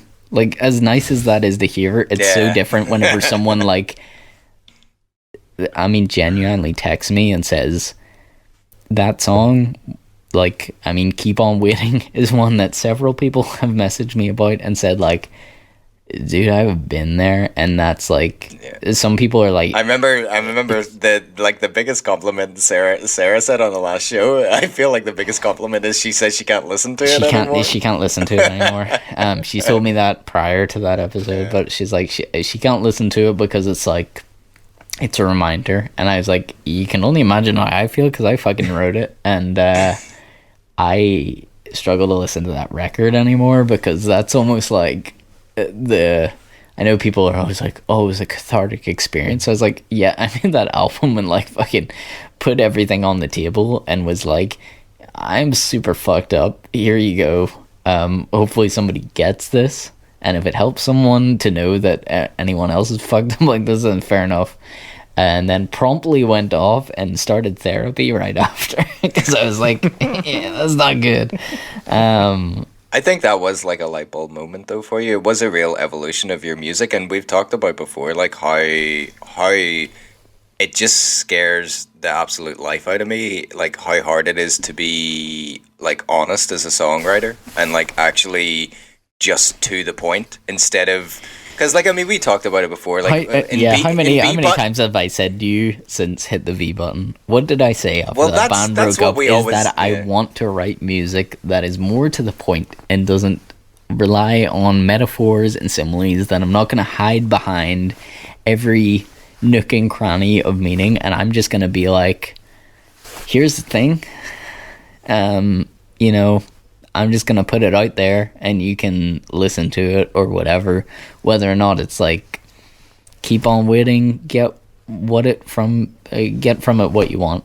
Sorry, I forgot how that saying goes, but it's like, yeah, it's definitely the most depressing song on the record, for sure. It's definitely a song about like not wanting to exist in the world anymore. That's as low as it gets, and a lot of people are messaging me about that song saying like, yeah, I've totally been there and I get it. It's the whole problem of like, yeah, I don't want to feel like that, but why am I here? Yeah, it's natural to be that honest. Me on a record, I am fine to open up to anyone. Weirdly, before we started this podcast, before you even came on, Mike, me and Andy were just talking about these topics, and I have said time and time again, some people maybe hide behind it and maybe don't want to talk about this stuff, but I'm like, I'm happy to. The only fear I've always had in my life is like, the minute you start talking about it, you're like, are people just gonna think I'm like playing into some form of trend? It's like, I've 100% been through this shit, still dealing with this shit, have a lot of problems. That's the weird world that we live in with anything. It's like, even like whenever you want to say anything or speak up about anything or whatever or have an opinion, it's like, if I say anything, are people gonna read it as like some weird promotion of something or whatever, or just like realize that I just like speak how I feel and like, you know, genuine sort of things that you're trying to get across. It is such a weird thing to try and write honest music and convince people that it is just honest and nothing else. Well, dude, can I just say, for the three of us and all the millions and millions of people that are listening, Dwayne The Rock Johnson reference, both of you guys in different capacities. Andy has sent me lyrics before. Mike has sent me music. I think I've gotten to know you guys more through what you sent me in lyrics and music than you've ever actually talked to me about in your life. And this is weird. All the listeners are getting this raw. Don Mabel's 4 brandies in. We're 2 hours 42 minutes into a podcast, and it's all this is literally just a drunken chat between the three of us now. This is like there's no listeners anymore. There's not. Everyone's tuned out. It's all okay. It's all okay.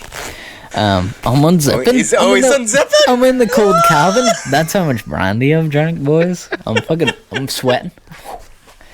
Watch out, you're gonna melt me here. Hey! Michael Snowman. Look, I think it says so much for music as a platform, and you know what? I don't even give a fuck if people listen to this and like think it's corny. Like, think what you will. It's like I've known my brother all my life. Andy, how many years have I known you as a person? Like, I mean, what? I don't even know. It's so many. Like 2009. We've been since the first Cuddy album.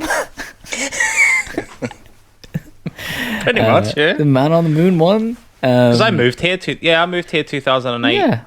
I knew you because we worked together. Like, me and Andy found each other in work. That's how we discovered each other as people. Yeah. And then just got to know never let go. Never let go. Who knew back then we would be so tight? But I just think it's weird that after all this time that Mike can send me a song, Andy sent me lyrics in the time, like before, at a time whenever, not necessarily that you're even thinking about making music, but like you sort of said before, it's like I've written out lyrics. It's like I get more from that than I would ever get from a conversation. And I don't know whether that's as somebody that writes lyrics or just a general thing, but there's something about when you write, it can be totally subconscious. I know this is something I talked about on the last episode with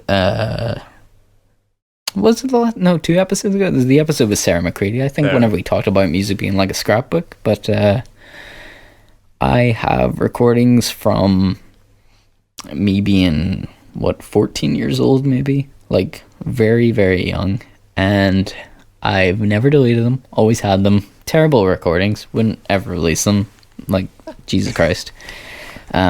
I released a bunch of B-sides recently, but those were more in recent years, like 2010 onwards, like nothing before that, Jesus.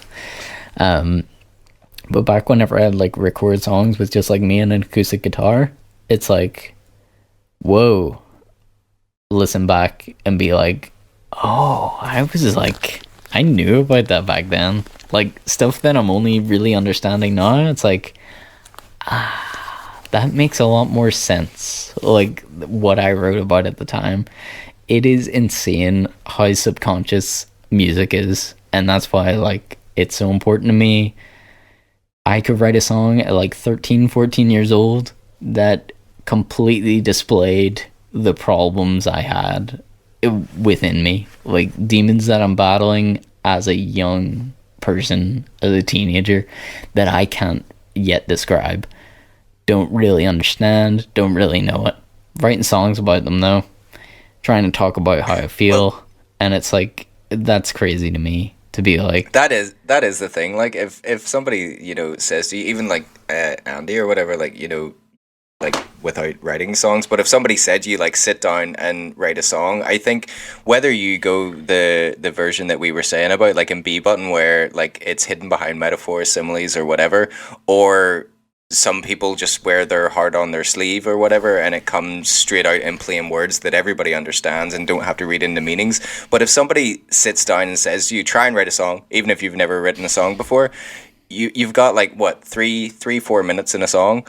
You kind of just condense. A lot of times you condense your mental state down into 3 or 4 minutes, and as you say, like it's weird that you can like get more from lyrics that somebody would write or lyrics that somebody would connect with more than like say a 2 or 3 hour conversation with somebody. But it is so true, and it's very weird. You know what I think is incredible though is to not only is that a thing, but if you can harness it as like a like a fucking superpower for yourself, like and I know I spoke primarily about this with Sarah McCready whenever she was on a couple episodes ago, but there's certain topics that come up where I feel I'm just like building it all inside. There's something that I'm so desperate to talk about.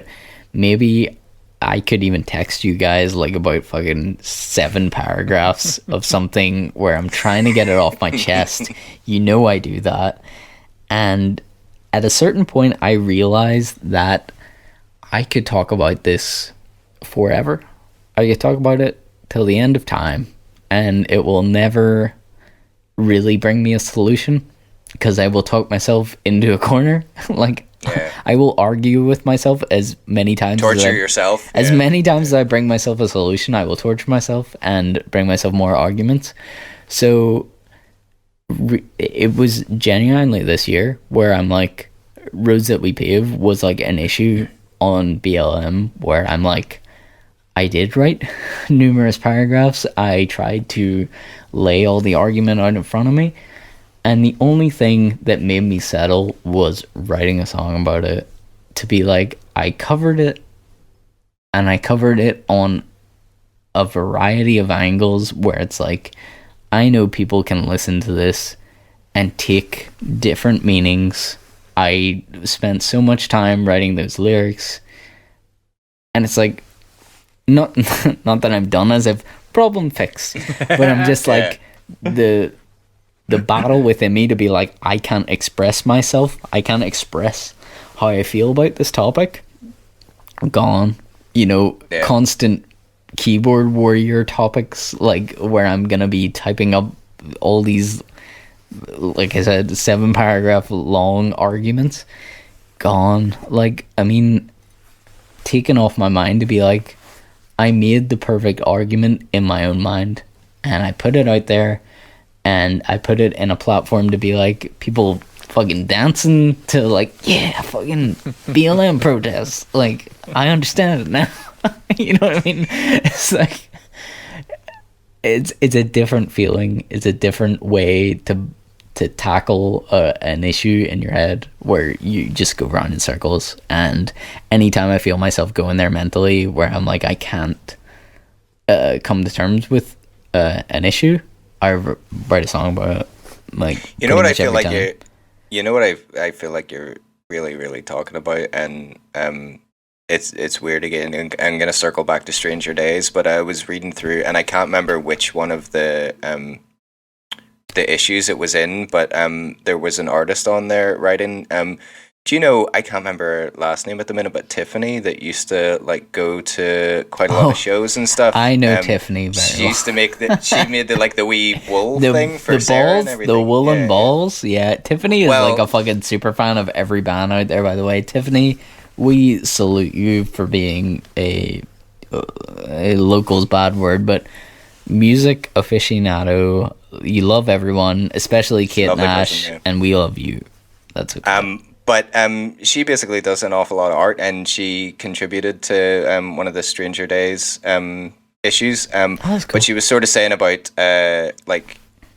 obviously her medium and stuff is like drawing and stuff like that. But you're saying as well about music, and you would need to read the article because I think she puts it into better words than me. But like, it's about having your own language to communicate, and you're saying you felt better about being able to put all your feelings about the whole BLM stuff into a song, and it's like you'd written so many posts and stuff about it because it was angering you, and you felt, but you only felt like you really communicated it properly whenever you'd put it into a song, because that is kind of like your language, and that's what she wrote about. It's just weird that, because whenever you said that, it's like it made me think about the way that she wrote it, and if you read it, it kind of connects with me, and she's sort of is saying like it. With her, with like drawing and doing art projects and stuff, it's like the only way that she can kind of get her feelings and her thoughts all collected and stuff. And you know, whether it works for other people or not, once it's done, it makes her feel better. And I feel like whenever you were saying about that whole song, it kind of reminded me of that sort of thing. Yeah, but it was kind of interesting. 100%, man. And it's like it's so weird. I know we're virgin on a 3-hour podcast. It's all good. Yeah, somebody needs to to put us down here. I'll put a full stop on this in a minute. Here, I have a song to shout out before we finish. I'm cutting it down from like 4 or 5 to 1. I didn't realize you didn't get a chance to talk on your songs of the year, Michael.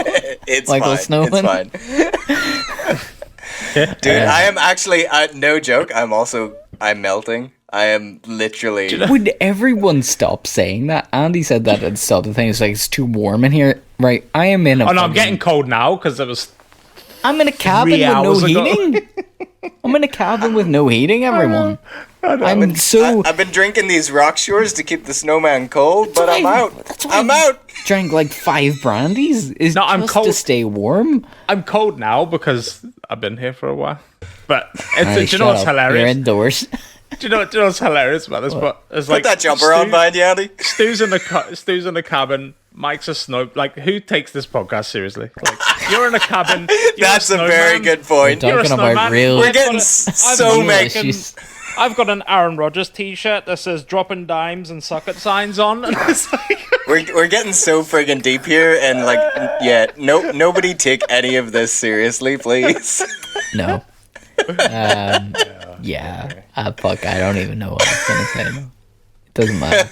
It's just the magic of music, everyone. It's 2 weeks before Christmas, and I feel like everyone's in that happy Christmas spirit where they can really accept this into their hearts. Like, but I feel like if you have time to edit this, I feel like the sleigh bells should be coming in now, gently, it sounds like you're getting to like a rising speech or something. I really do, and I have a tambourine that I've recently added in my drum kit, and I really want to take it off, but I feel like in my current intoxicated state, it will not go smoothly. It would extend the podcast. Yeah, I probably can't get it off, and that's okay. No, look. What am I gonna say? Oh, 5 brandy maple's the best maple. No, look, what you said is just, it's weird. it's one of those things I could talk to everyone for like another 3 hours and make it a 6-hour podcast, but I we gotta stop it here. It is insane to me, the language of music.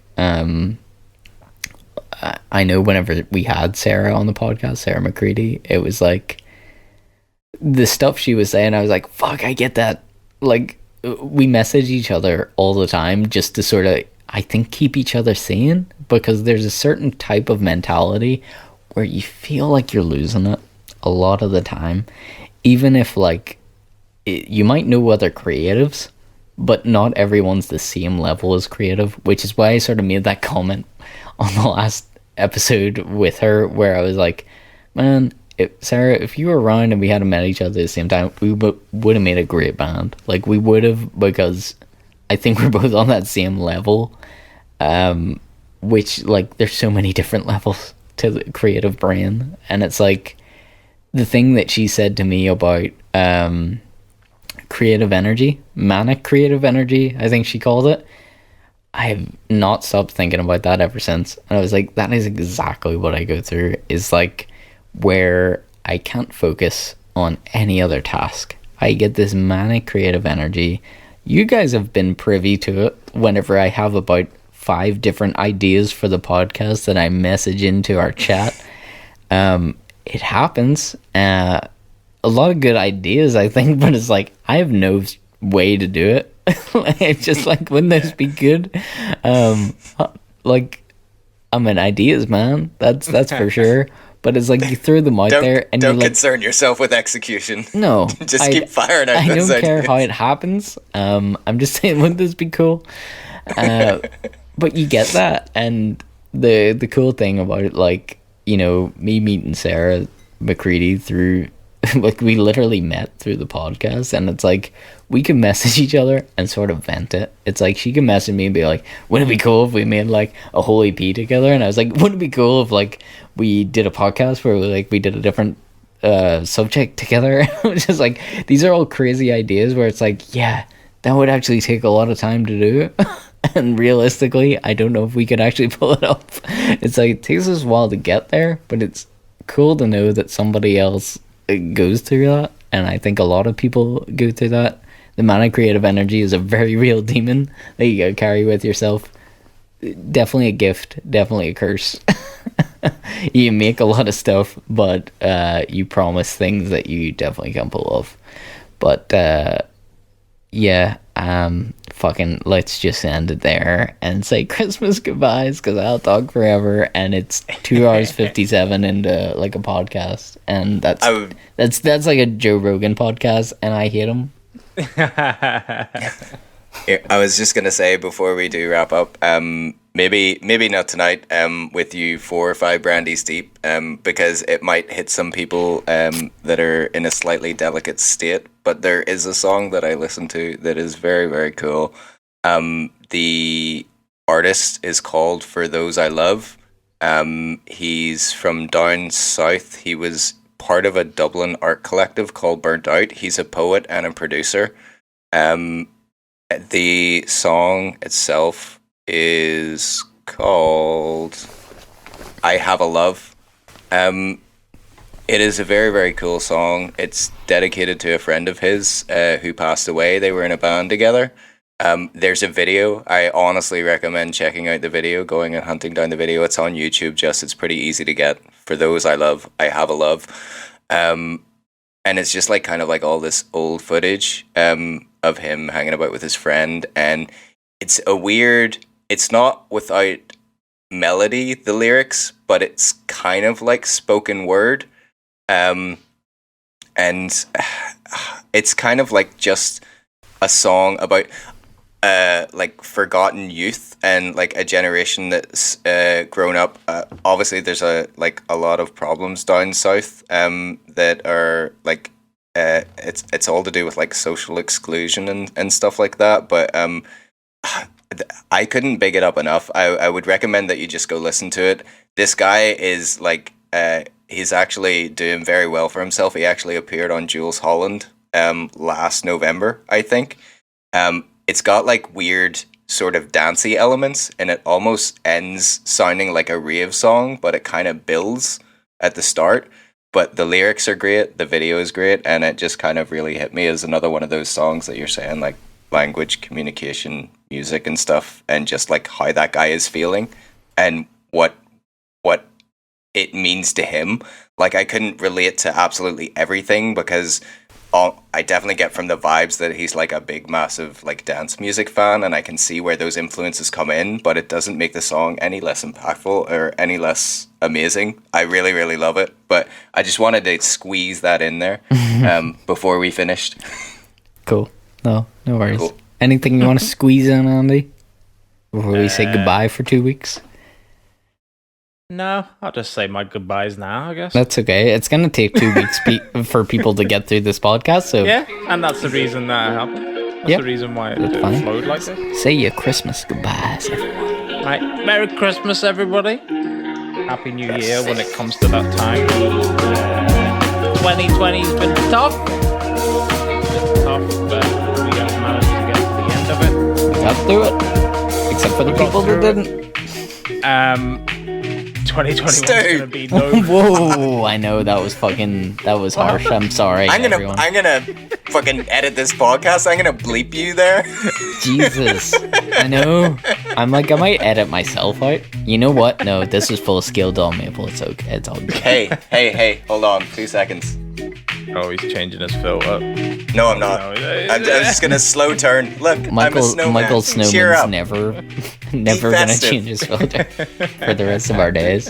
I'm just gonna do the podcast like this from now on. No, you'll be like next Mick summer. Foley. You'll be like the Mick Foley. When we're going back to gigs, Snowman's still gonna be 2020 cool was as ever. What were you saying, Andy? 2020 was fucking awful. Yeah. Sorry. 2020 was awful. Yeah. We made it through, I think, was what he was saying. That's a positive. Made it through, and I know people back home from Jersey listen. Thank you for listening. Beautiful. I was there in the summer. It was great seeing you all. You returned.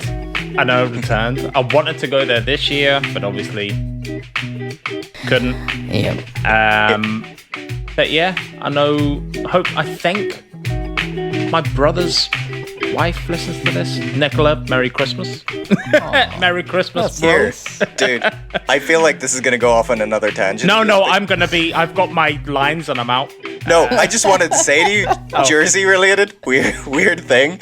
Do you know the way people working from home like are stuck with fucking daytime TV in the background and stuff? There was a thing on This Morning the other day. Do you know Jersey is getting their own like Housewives of Jersey show? I need to see that. It'd be hilarious if I see somebody. So I don't want that. Yeah, they were on interviewing them the other day. So yeah. What if your buddies are on it? See, I was thinking more he'd probably maybe like recognize the locations or something. Maybe. Oh, It's not a big place. Like you will definitely know. You might know them. Housewives of Jersey. probably Like, could. you'll be like, I need that's a- fucking Marie from down the street. Yeah, she's pretending to have money and she doesn't really. Oh, that is fantastic. That is fucking brilliant. That is brilliant. But, Yeah, sorry man, I didn't mean to do it. Go ahead. I'm actually glad I found that out. But yeah, so Nicola, bro, Merry Christmas, Nate, Dan, Ian, Stephen, everyone. Oh, fuck, can't remember all the people. Y'all are Yes, fucking fantastic. all ears. Merry Christmas, and for ready to get. You got soppy. I'm gonna get soppy. Okay. Not soppy, but No, like- go for it. so, for anyone that has or currently is going through all this shit alone, don't worry, it'll be good. Keep your head up. Don't be overthinking. Don't be doing anything rash. Next year, just go full force, full speed ahead. And that's my corny, inspirational speech. Tupac, keep your head up. Tupac, keep your head up. Yes, that's what it is. Michael, do you have any Christmas goodbyes, Michael Snowman? Fuck, how can I top that? That's what people need to hear. Yeah, no, I don't really have anything much. Merry Christmas, everybody. Thank you so much for anybody that's listened and supported us over the last year. And well, it hasn't even been a year. We only dive back into this the end of the summer there, but yeah, we've said it a couple of times in the last couple of podcasts, but it's weird and cool to know that there is a small listener base out there that are checking in regularly and participating in the comments and all the rest of it. So yeah, thank you very much. Merry Christmas. Hope everybody has nice holidays, and next year is a lot fucking better than this year. Well, it's your and Don Maple's gonna sign us off probably with some depressing. Hey, I don't want to be known for that. I feel like it should be depressing, but with a tinge of hope. That's what I try and strive for. It's your friendly neighborhood Don Maple here. He's had 5 brandies, which is his Christmas limit. I love each and every one of you. I really do. Everyone that listens. Jesus Christ. Don't want to take the Lord's name in vain, but you mean so much to me. You really do. Whenever I see those statistics on my Podbean account, it means the world to me. When I see that people are still listening in Uganda after we did the first episode that was called Ugandan Jurassic Park, I'm like, damn, we made an impact. We hooked them in with the first episode, and they stayed. They stayed for the goofs and the gaps and the laughs. Dude. Thank you to the people of Uganda Thank from you to one chilly snowman. Dude, you know I love you. I'm talking to you directly. Whoever you are and you're listening, wherever you're listening, I'm talking to you. I love you. Thank you so much for listening. You are the reason that I brought the podcast back. You specifically. So many people reached out and were like, we missed the podcast. Damn, it was a tough time. We dealt with a lot of stuff in our lives, all 3 of us, to be honest. There was a lot of stuff going on, and then the pandemic hit, which just made it even worse. And it's like, weirdly, that brought us back to the place where it's like, we should do this podcast again. People need the podcast. Like, that's what I kept using to spur me on, is like, people need the podcast. And we should start it up again, because so many people listen, and so many people message me, like, when it's coming back. And, like, that's so cool to me. Like, it is so cool.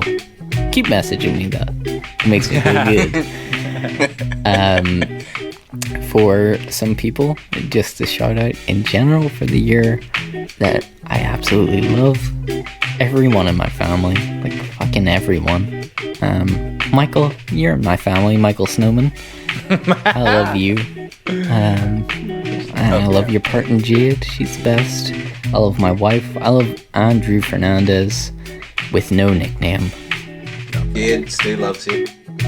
He's 5 brandies. Oh, she loves you too. We can hear Jade in the background. Isn't that nice? That's a nice cameo. It's a little cameo, as Kevin Feige would say. I don't know if anybody got that reference, but Kevin Feige said that about. Dude, seriously, 3 hours. Nobody's listening anymore. Kevin Feige said that on the premiere of.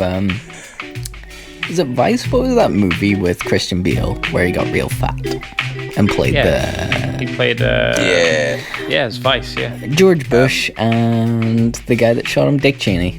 Dick Cheney. He didn't shoot George Bush. Sorry, he shot someone. He shot someone while hunting. Yeah. I'm not up on American history, but Dick Cheney shot Andy, someone. how do we stop him? Hey, I'm building to a close. You gotta let it happen. This is like what one of my albums feels like. You're like, when's it ending?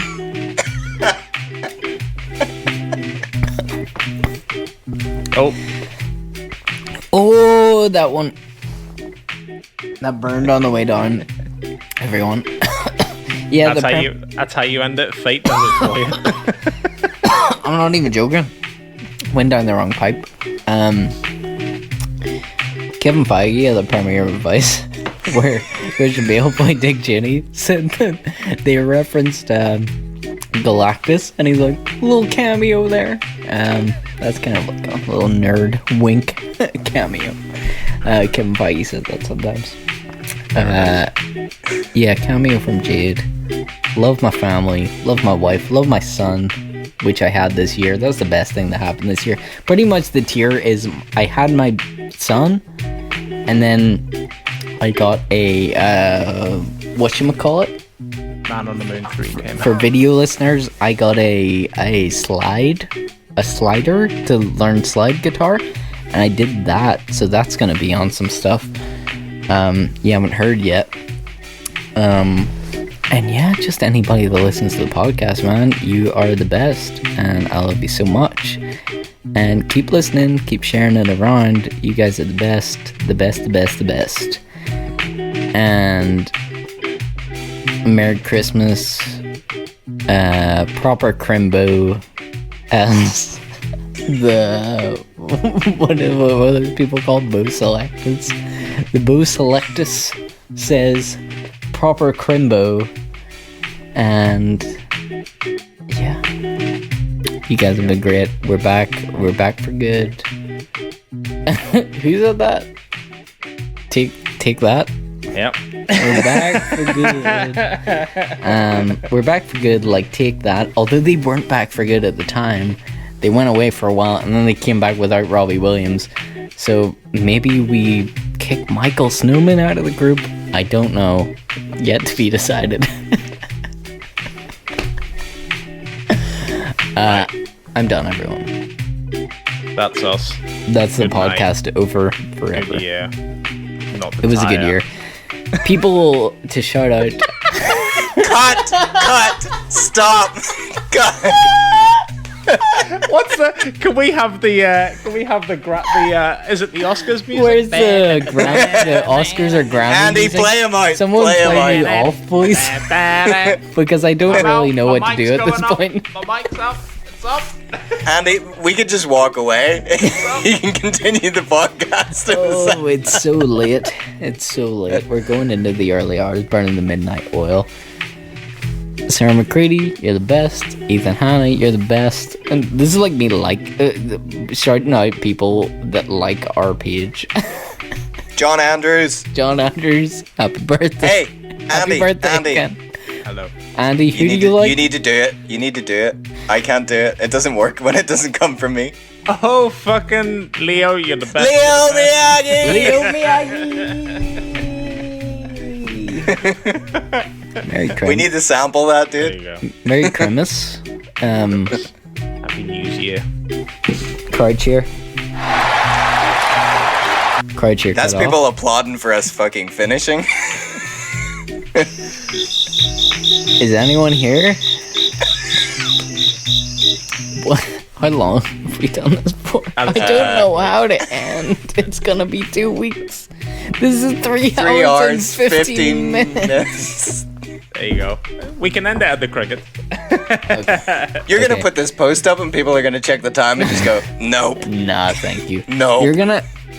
To be honest, right? If we're taking a break for 2 Are we weeks, actually done now? Is No. this us talking or are we No. still going? If this has talking, the podcast is us talking. It's all good. It's all long form. What does Joe Rogan always say? Long form is the only form that we can discuss real topics. Fuck up. Fuck up, Joe. Yeah, it's fine. They've got 2 weeks to listen to this, Michael Snowman. I was gonna say, like, you could chop it up into 2 and have 2 No, episodes. never. And if you reach this point, this is my last full stop self promo. If you reach this point over Christmas, I will be streaming video games. So Oh, the headphone fell out. his headphones fell off. I can't even hear anybody. Quick, say something. Oh, Oh, I was dude. distorting on the mic, boys. Sorry. There you go. Like I love yeah. you. Have a great Christmas. Yes, fuck it. Follow me on COVID Twitch. Nando's. COVID Yeah. COVID was shit, but Christmas will be a hit. We're out. Bye. Goodbye.